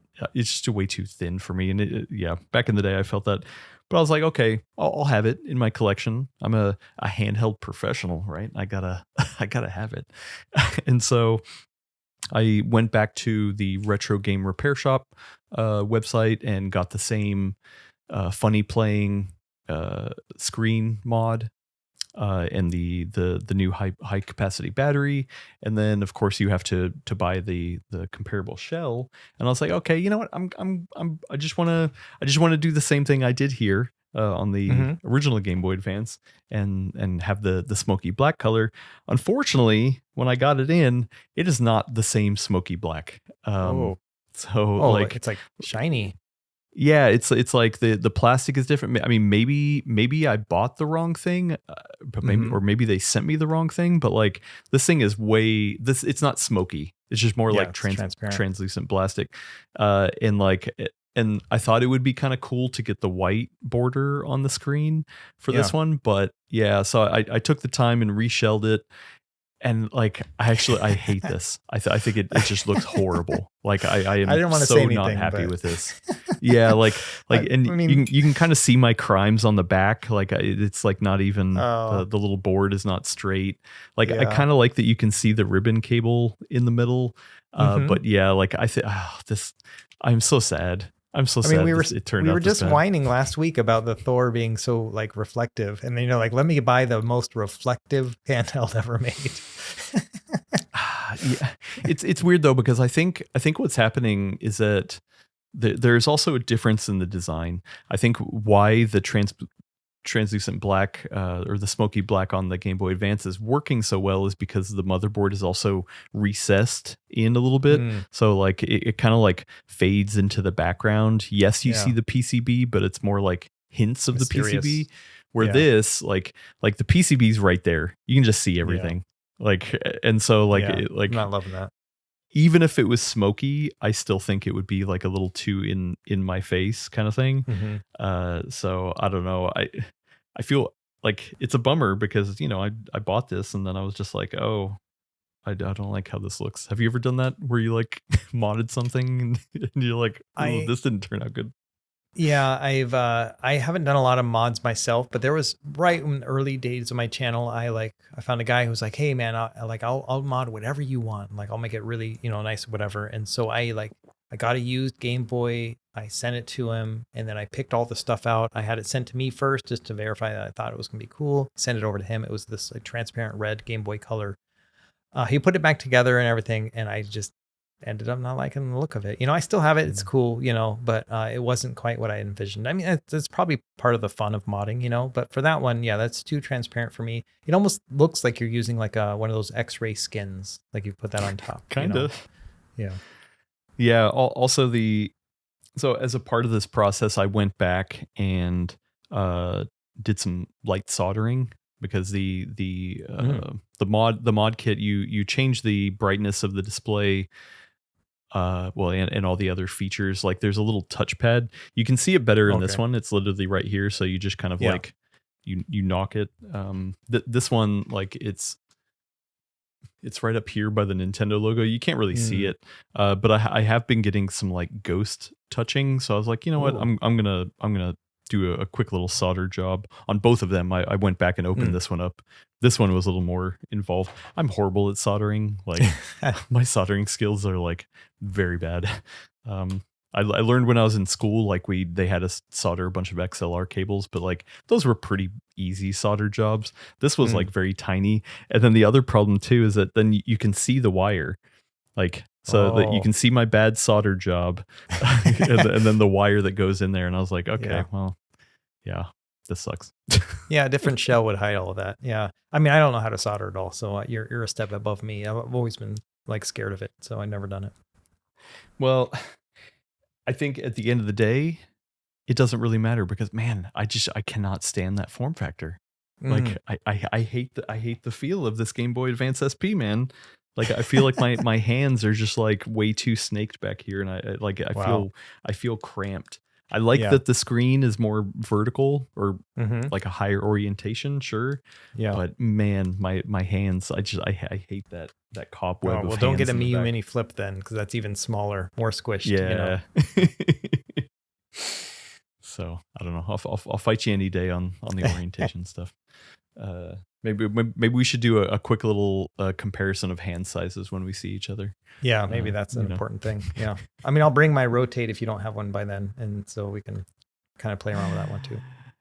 Nice. So yeah, anything else you want to chat about? No, that's mostly been it. Mostly just working on, just kind of falling back in love with the Odin 3 even more. And then, you know, just that RG Rotate, getting some more mature opinions. That'll probably be my next video. It will likely come out either the day of or the day before this one goes live. Okay, great. And then, I'll try to link to it down in the description, but you better already follow Russ and have it show up in your feed. So yeah, well then, why don't we take a break? Get our pockets aired out. You know, we got too many handhelds in there. We got to air them out, and we'll be back after these messages. We're at the tail end of our journey for today, but first we got to answer some questions. We hear everybody, you know, following us, and they're like, "Hey, Adam, Russ, hold up, I got a question, trail guide, real quick, please." So the first one comes in from Big City Blinking.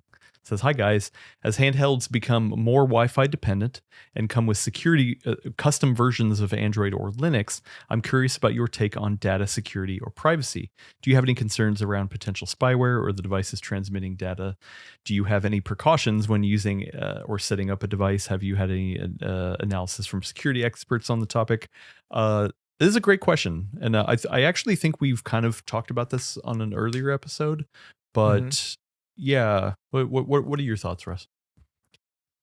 So I'm becoming more conscious about it in terms of just my own practices and what I do to kind of keep things safe. And so number one is that with these devices, one of the great things about this is that most of these app developers and everything have now hosted their emulation apps and everything else outside of the Google Play Store, which I mean, there's good and bad with that, right? Number one is that there's a certification process with Google Play Store. So potentially that would make the app safer.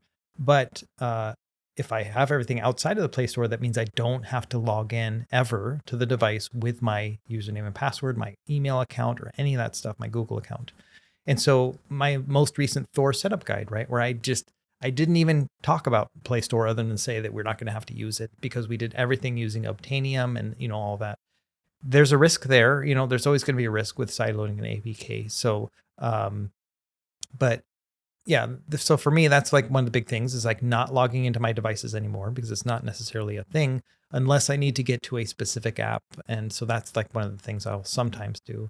And the other thing I've been mostly doing is that I set up like a guest Wi-Fi network on my networks for both here at the studio as well as at the house. And so I'll log into those. I don't know what layer of protection that's giving me, other than it's not giving access to all the other devices on my network. But yeah, that's like the two major things that I've done. I'm not a security expert. It's still probably some element of risk, but that's kind of what I'm working on right now. What about you? Yeah.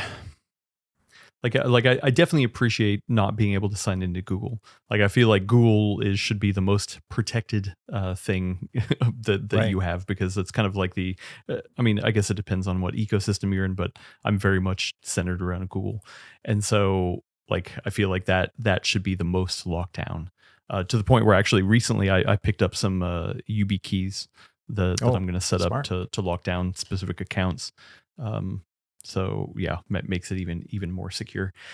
I don't consider myself somebody who's like too worried, but I mean we are in the public sphere, right? And it's something you should think about. Luckily though, I actually do know a friend who's a security expert. He's a certified ethical hacker. He teaches. We actually used to work together in the past. His name's Mike Dansiglio. I've actually had him on both Dual Boot Diaries and the Full Nerd. So I mean, if people would like to literally have a security expert on Expedition Handheld for a segment or something, I'm sure he'd be more than happy to hop in. Yeah, it'd be great.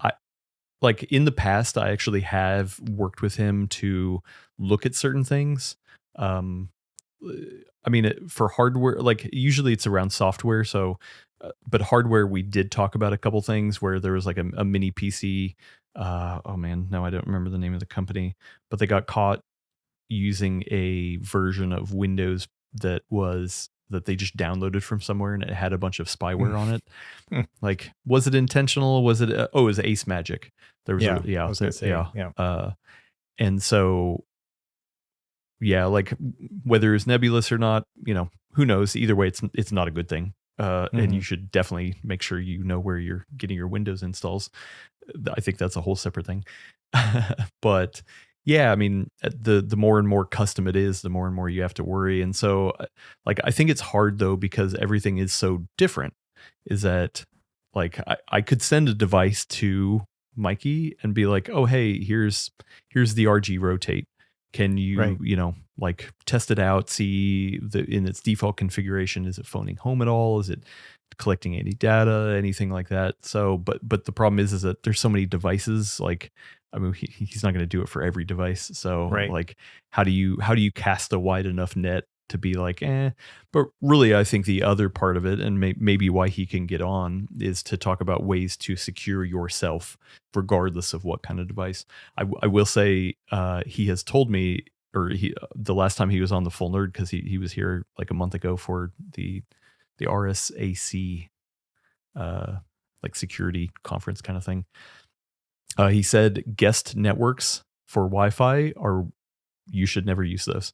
Like those are usually a very easy point of entry for hackers to get into your network. Oh, really? Like, so creating my own guest network like that?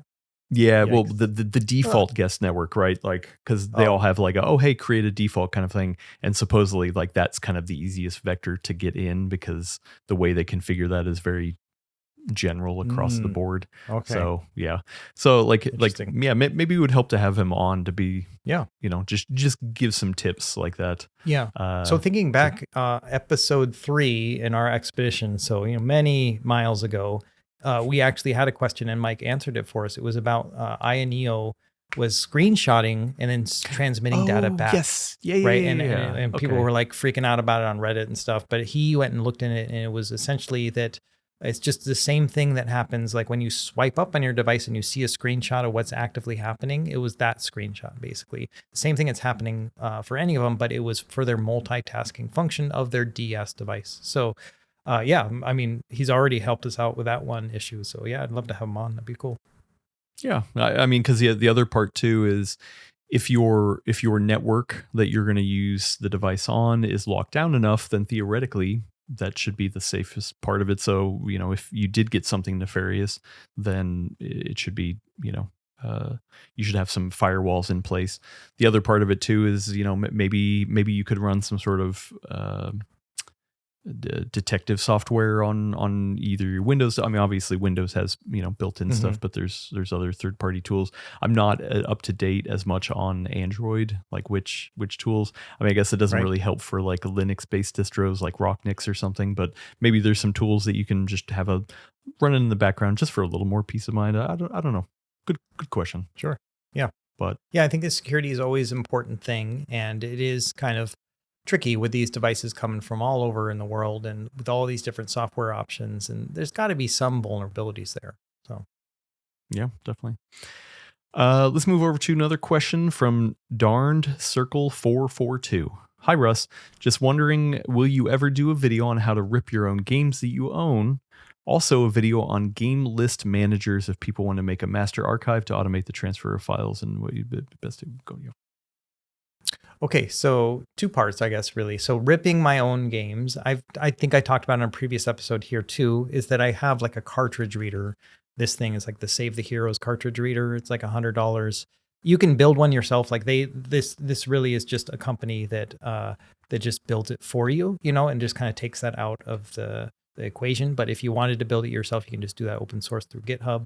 But they are the ones who do it like a building service. And so this works with Nintendo 64, Super Nintendo, Genesis, and then Game Boy, Game Boy Advance, Game Boy Color. And then you can also get like additional slots. Like I have the Nintendo like NES slot, so I can read those cartridges as well. It pulls your game and your save file. So you get the ROM as well as your save file if you want to then import that into like RetroArch. Really cool, really nice, like acrylic shell, I really do enjoy this. I've had it for several years, but when I made the video about it, it was years and years ago, and it also did not get any views. And so nobody knows about it, basically, unfortunately. Now, when I think of ripping, though, I'm thinking of CDs, like discs. And so that will really depend on the system. And so there are easy ways to do it with some, like, for example, Xbox 360. It's like super simple. You just go and set it to export the game to the hard drive. Like there was an option that we had with the Xbox 360 is like save it on your hard drive so you don't have to spin it up all the time. You still had to have the disk inside, but that was one thing you could do. You could just take that file, pull that off that hard drive, and then move it over to a flash drive instead.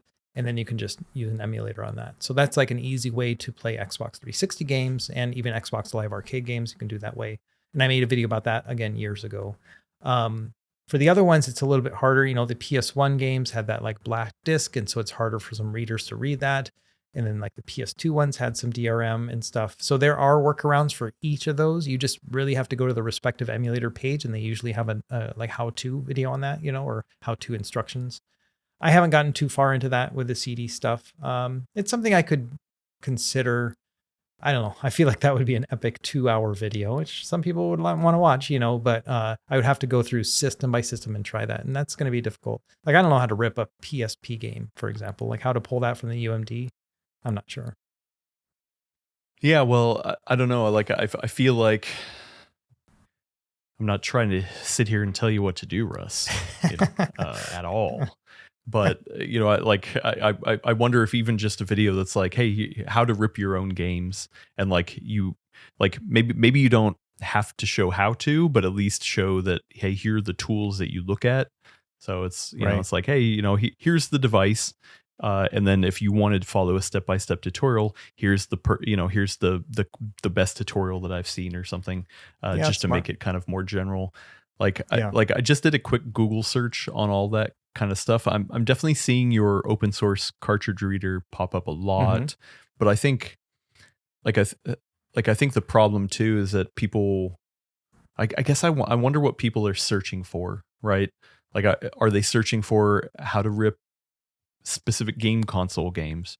Are they, and then looking Right. that way, or are they just Googling how to rip your own games? That's what I picked.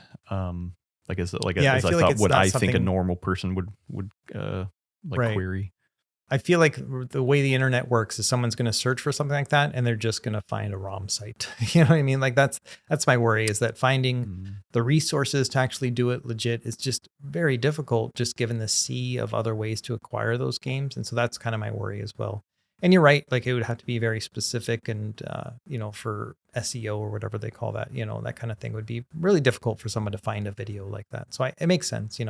Another good option is like the GB operator and the SNES operator that are like coming. I think they're from Epilogue is the name of the company. So they're making like their own. They've already made the Game Boy one. It's been out for a while, but the Super Nintendo one's just now coming out. And that one's kind of neat too, because in addition to being able to rip your cartridge, you can actually just use it as a player. So you just hook it up USB to your computer, and then you just play the games on that. And so it's like it's its own console, basically. And so a lot of people have been using that for doing like speed runs and stuff like that with the actual cartridge, especially for Game Boy Color. It's not like they had video out. And so this is like a way for people to use that. And so I actually have those coming to me. I think they're located in Europe, so it's like taking a while to get over, but I hopefully will make a video on those ones at some point too. Again, very niche because it's only specifically for those systems, and I do kind of prefer the open source one because it has all the other options, but this one seems a lot more easy and plug and play.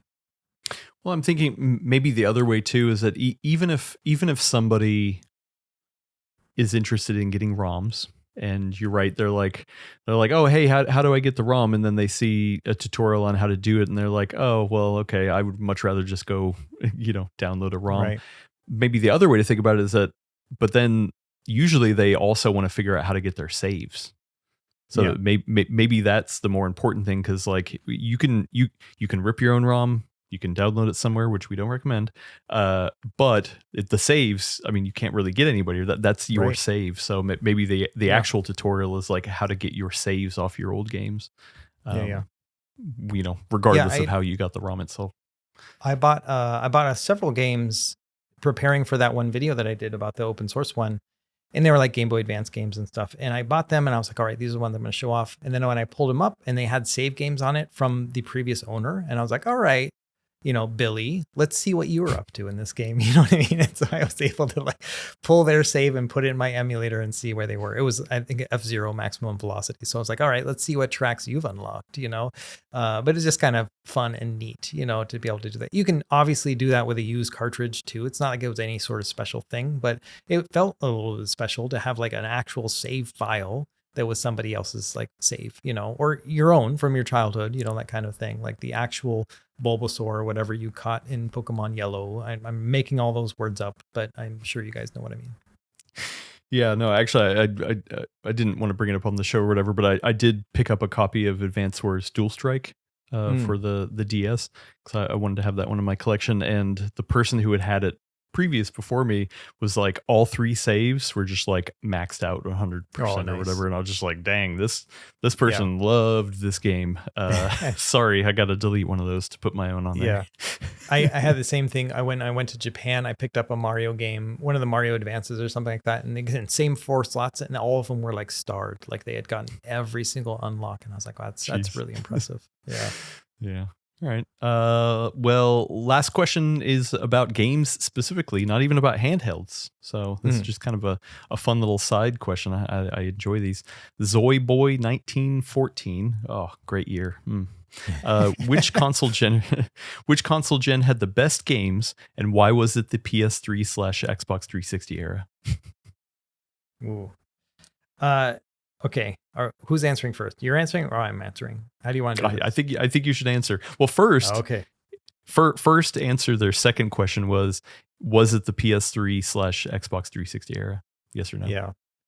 It is tempting to say that because I do agree that those were amazing eras. Gen 7, like between PS3, like think about Uncharted and everything else that we had there, Last of Us and whatnot. Then 360 and all that, like Halo 3 and oh my gosh, everything was so good. But I am going to pick Gen 6. So that's the generation before PS2, GameCube, OG Xbox. For me, that's it. I mean, we got over 2,000 games on the PS2 alone, it is still like I make a video about PS2 whatever, and someone would be like, I can't believe you didn't show this game. And I'm like, I've never even heard of that game. What is that? And I look it up. It's some beloved game that I just didn't even know. And it's not like I didn't have a PS2. I had a PS2 right from the get-go, But that's what I would say is that the PS2 GameCube generation, I tended to play GameCube more than PS2 back then, but nowadays there's so many just rare and hard to find games that you can get access to now via emulation. For PS2, I think it's awesome. And then Xbox is still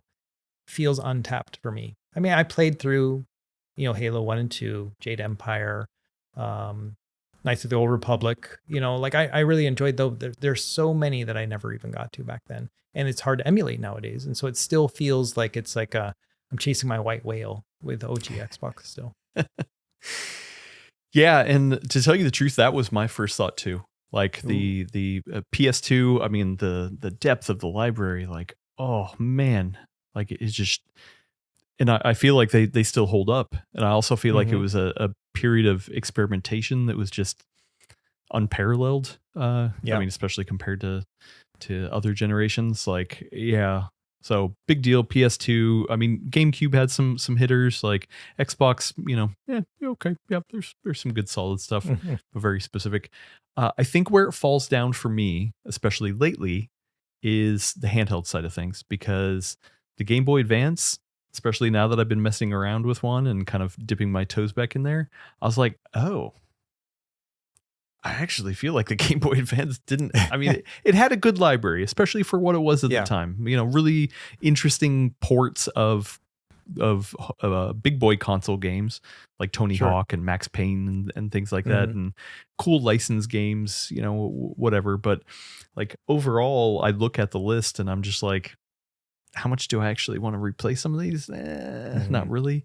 So yeah, I'm gonna have to go with 7th gen, the 360 on one hand. Just like I feel like that's the beginning of modern gaming that we know now, like amazing. But then I have just like refallen in love with the DS library, and I'm just like, wow, I feel like me personally, I think that's the best game Nintendo handheld. Well, I mean, any handheld library out there, I think is the DS for me.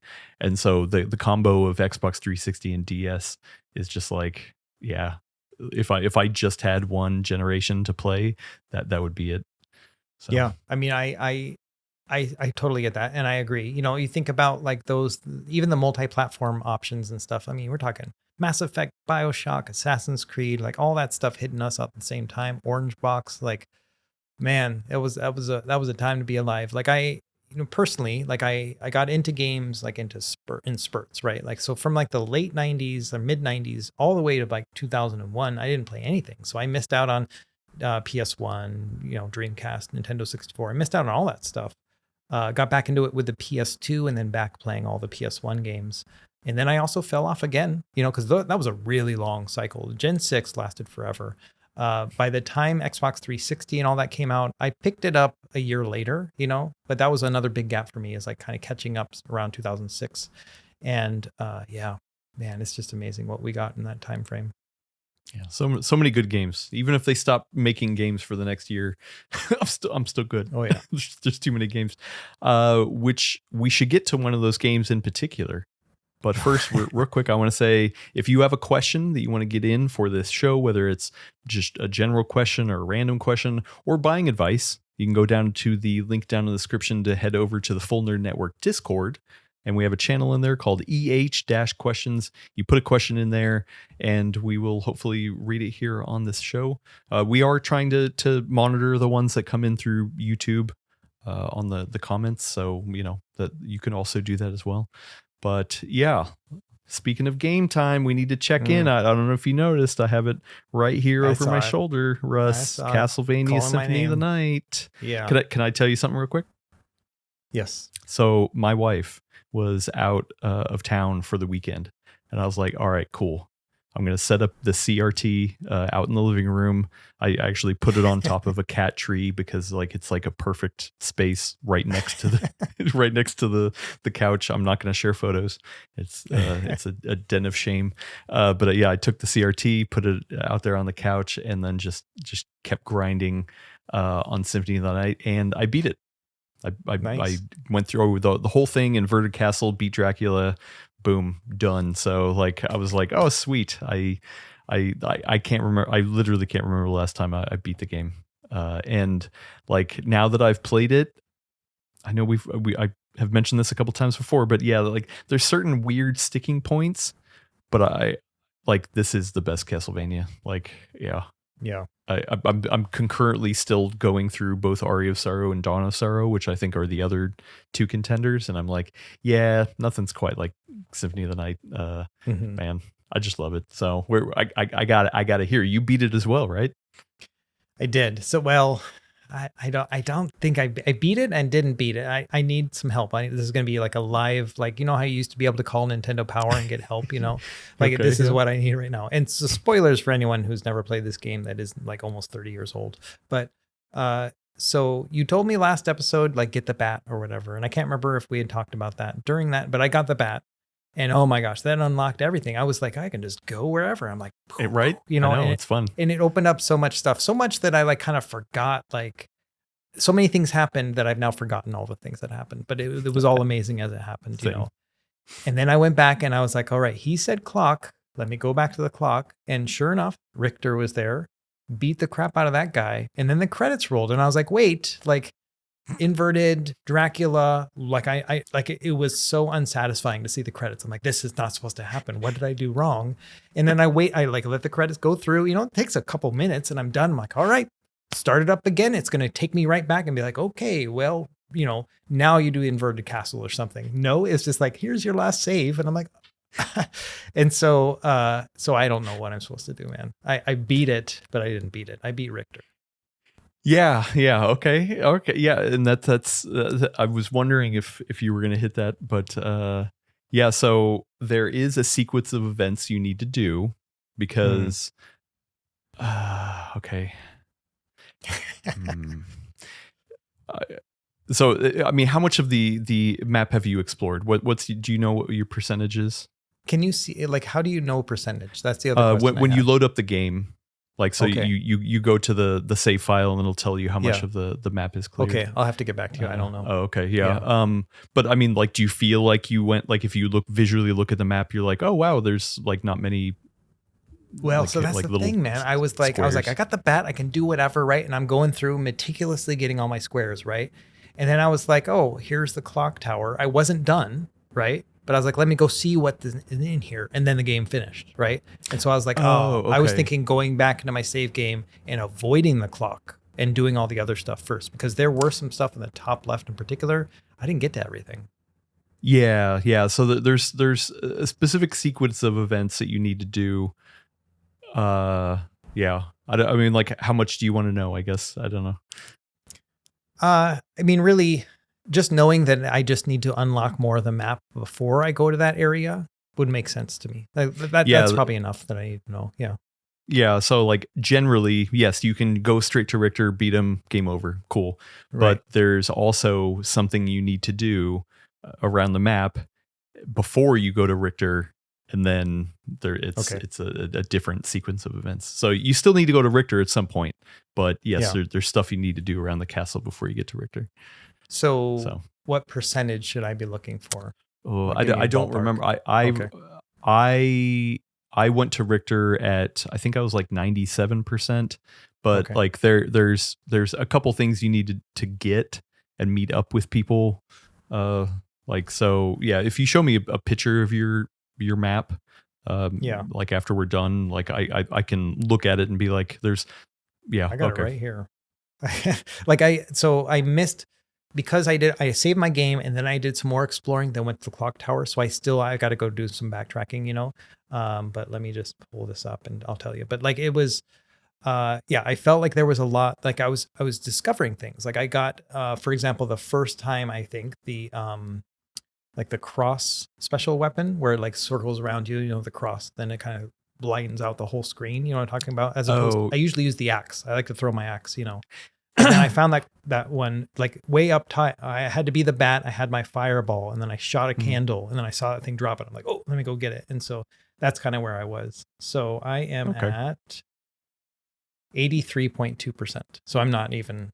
Oh, even okay. close to Yeah. 97. Yeah. So I got a Like lot to go. I think you're definitely missing some items that Yeah. that 5.5 you hours need to what get. it says. So okay. Okay. That's funny. I was going to ask you like what your favorite sub weapon is, because it is also the axe for me. Like I feel like every once in a while I need something that just does that kind of like upward trajectory, and like that's yeah.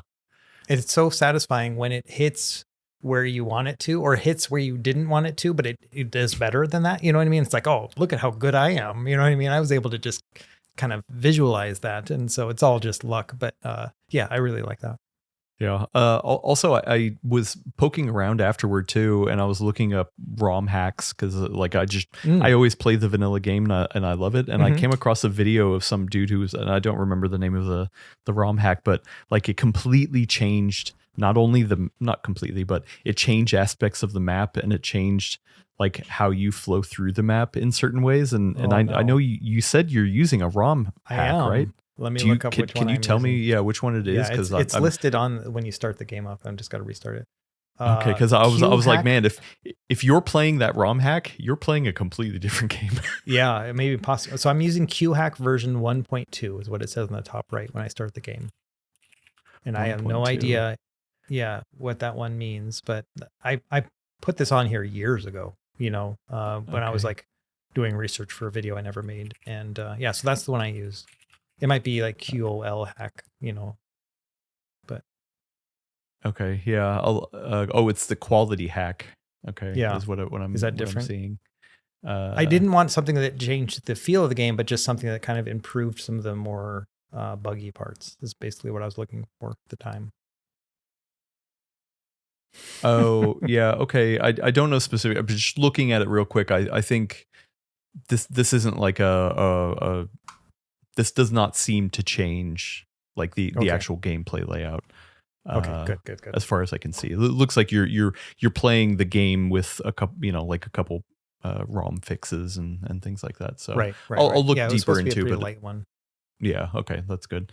Also, I had a little section here because I thought it was funny, called "Did You Know?"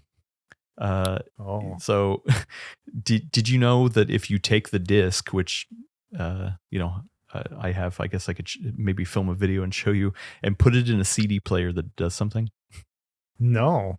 No. What does it do? Okay. Plays music like a soundtrack? Is so the voice actor who does Dracula or Alucard gets on and says a line. You can Google it on and find it on YouTube, but he says a funny line, and then they play some tracks of from the soundtrack, and it was just like, I remember thinking it was like the coolest thing ever to be like, ooh, wow, you could play this on your CD player. Like a little Easter egg. I mean, we don't really see those as much anymore, especially something physical like that. That's really cool. Yeah. Also, did you know during the loading screen that you can change the floating thing? Yeah. So how do you do that? While it says now loading, like you can manipulate it with the D-pad. Oh, real stupid. No idea. Why? I don't know, Yeah, but it's just just like fun. one of those fun Yeah. little things. I don't even remember how I like came across that information. Like maybe I Yeah. was just sitting there waiting for it to load. But I guess I wonder if your hack has like really like how long are those load times when it says now loading? Oh, I hit the fast forward button. So it's like I don't really have to deal with that. You know what I Oh, mean? okay, Because I can okay. just, in the emulator, I use DuckStation. So I can just hit the hotkey I Got set it. up for Oh, fast forward okay. and I just Yeah, yeah. breeze through that stuff and get right back into the game. And I use save Okay. states quite often too. So, Also, so I'm this missing is out on some of that original stuff. well, I mean, I'm sure you'll still be able to manipulate it, but yeah, like Yeah. especially when you're reading it off the disk, like the now loading could be up there for a bit, and it's just fun to sit there and mess Sure. around with it. The last really stupid one, which I think you're gonna be like, yeah, duh. Is it? Did you know that Alucard is Dracula backwards? That I did know. Yeah.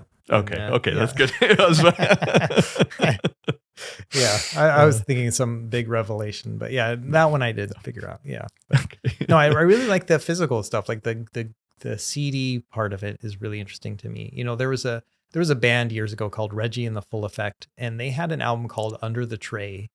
And I don't know if you knew this, but like with the CD, they put the CD under the tray. You usually have the tray and then you put it on there. It's like the little thing that sticks on it. They actually Mhm. had it manufactured where they put the CD underneath. And it Oh. caused all sorts of issues with people returning their things. They're like, there's no disc in here. But the album was called Oh, Under the Tray. You had to pop it open and then get your CD. And it was like a huge nightmare for them, like all these that's returns and stuff. hilarious. I Yeah. did And not so hear about that. That I is like little like hilarious. physical things. Like back in the day, sometimes they would have a special picture under the CD tray or something like that. Tool, I remember they did that with their album.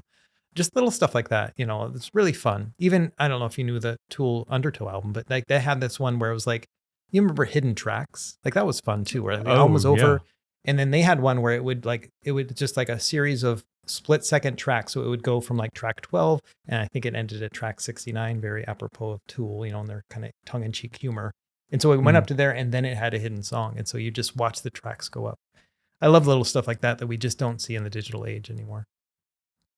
Yeah, yeah, and especially like everything's so online connected, like especially those old games. I'm like, I did like there's so many little things in that I know in Castlevania Symphony of the Night that I was like, how did I even know like that thing existed? Right.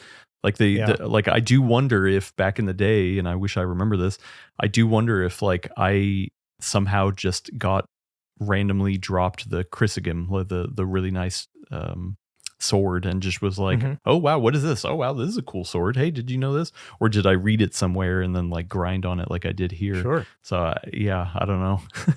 Yeah, I mean, it's like the fatalities in Mortal Kombat. Like, how did I know those from the arcade? Like, this is before they were in magazines or anything else like that. I remember going to the arcade, watching people do it, asking them, like, hey, how do you do that? You got to hold on, block, and do up with, Scorpion or whatever. And then telling my friends. And then they were like writing it down. And like, so it was like, that's just an era that's totally different. Before we had internet or anything, we were figuring things out like that, little Easter eggs. Yeah. Fun times, but we need to wrap it up. It is getting late. It's time to set up the tents, build a fire. Have you ever built a Stretch fire? out. Yeah. Oh, Have you yeah. ever built a I fire was a from Cub Scout. scratch? Oh, yeah. Oh, okay. Wow, sweet. Mhm. I never have. So Oh, yeah. you're gonna have to teach me, Russ, along with Sure. the rest of our group behind us. But yeah, charge your devices. Thank you. Yeah, And important. just do some like shoulder rolls. I always feel like at Right. the end of the day, a good shoulder roll Calf stretches. helps me loosen up. And yeah, while you're resting, maybe you want to subscribe to the Full Nerd Network on YouTube. You not only do you get this podcast in video form, you will also get the Full Nerd podcast, where the PCWorld staff talk about DIY desktop gaming and workstation and all the fun computer hardware kind of stuff. Or you can subscribe to Dual Diaries, where my co-host Will and I are on an adventure recounting the trials and tribulations of learning desktop Linux. Because I don't know if you heard, Russ, but last year was the year of Linux. This I year thought it as was well. this but year. no, it was last year, 100% Okay. last year. But yeah, and then go subscribe over Retro Game Core on YouTube. not only on YouTube, you have a website, retrogamecore.com. Not only that, you've got a newsletter, dude. And you have, I will say, I'm check in right here. Once again, not telling you what to do, but I feel like you've hit a really good balance of word count. Really? Like that. Yeah, that I open up and I read all the words in that newsletter and be like, oh, okay, that was the right amount of two. That was enough. Sometimes these new newsletters have way too many words, and I'm like, okay, you know what? Screw it. I'm unsubscribing. But I love your word count here. This last one was so long that my newsletter creator app was like, you're getting so long that it might get truncated in Gmail. You sure you want to do this? And I was like, listen, I can't take any of this out. It's all great, Yeah, they're on 2,700 words. And that's about where I'm looking at 2,700 words in general. Because I was doing 1,500 words and everyone was like, that's not enough. And so that's where I'm settling. Yeah. So have you been getting other feedback as well? Yeah, I got feedback from people that they wanted more, and so now I'm not getting that feedback. I'm not getting any that say, "Oh, it's too long" or anything. But I'm no longer saying I'm not seeing people being like, I need more of this." Mostly people are like, it's a good Sunday morning routine thing. Great, I love it. But if you want to get this podcast on the go, you can find it anywhere that RSS feeds point to. Also, I got an email this morning, and I need to verify, but I think I'm very, very excited to announce that our podcast hosting service says it looks like they're going to be supporting the video version for Apple coming up, because right now the video version is going to Spotify. Because the company we use, Megaphone, is owned by Spotify. And a lot of people, myself included, was like, wow, we're not going to be able to get the video version on Apple. Like, that really sucks. But it sounds like they probably got a lot of pushback, and the video version will be up on Apple Podcasts. Nice. I think they say this year. So okay. Who knows when that's going to happen. So you could get the video version in other places as well, even though, I mean, really most of the people just watch on YouTube here. But yeah, I like having the options. Yeah. Anyway, yeah. So you've got the RG Rotate video coming up. And anything else you want to tease? Ooh, I got a special one coming out where I'm going to build the perfect handheld. Specifically for retro gaming only, though. Not because I honestly think if you're looking for a widescreen handheld, then you got the Odin 3. We get it, Russ. Odin 3. Yeah. And I mentioned that in the video too. And I think there's a lot of good vertical options out there too, but there still isn't a perfect 4x3 handheld. Very close with some of them, but not quite there. And so I just kind of did a Frankenstein's monster video, and that'll come out after my RG Rotate. I already filmed it, but yeah, that one should be the next after that. Okay, nice. And then I actually have, if you want to go over to PCWorld and subscribe there on YouTube, I have finally shot my video about the Gigabyte Aorus eGPU, and nice. yeah, I wax poetically on that thing. I continue to love it, and I cannot say more good things about it. So go watch that video. I got to edit it. Hopefully, I'm going to edit it tomorrow, but. Yeah, but I'm planning on having it up next week. So good, cool. Yeah, good stuff, Russ. Thanks for hanging out. Thanks for being the tour guide. I really appreciate it. I feel like we should get a megaphone. Right, or one of those flags. You see these people with a red flag. They're walking or whatever, so they know. Who's in charge. Yes. Yeah, maybe the two of us. Man, and don't forget, people out there, that Russ and I are going to see each other in the physical flesh in a couple weeks. We're part of me was like, should we record that week's episode from the middle of the Taiwan forest or something? Just go on location to film. Yeah. Just getting hit with mosquitoes and stuff throughout the whole thing. Yeah, we could do that. Well, yeah, maybe not a good idea, but I don't know. I can help you build a fire. Yeah, there you go. Yeah. Anyway, we will be doing a podcast that week still, and we should do something fun with it. If anyone has any ideas, let us know. Yeah. But until then, charge up, rest up, and we will see you for the next leg of the adventure. Bye.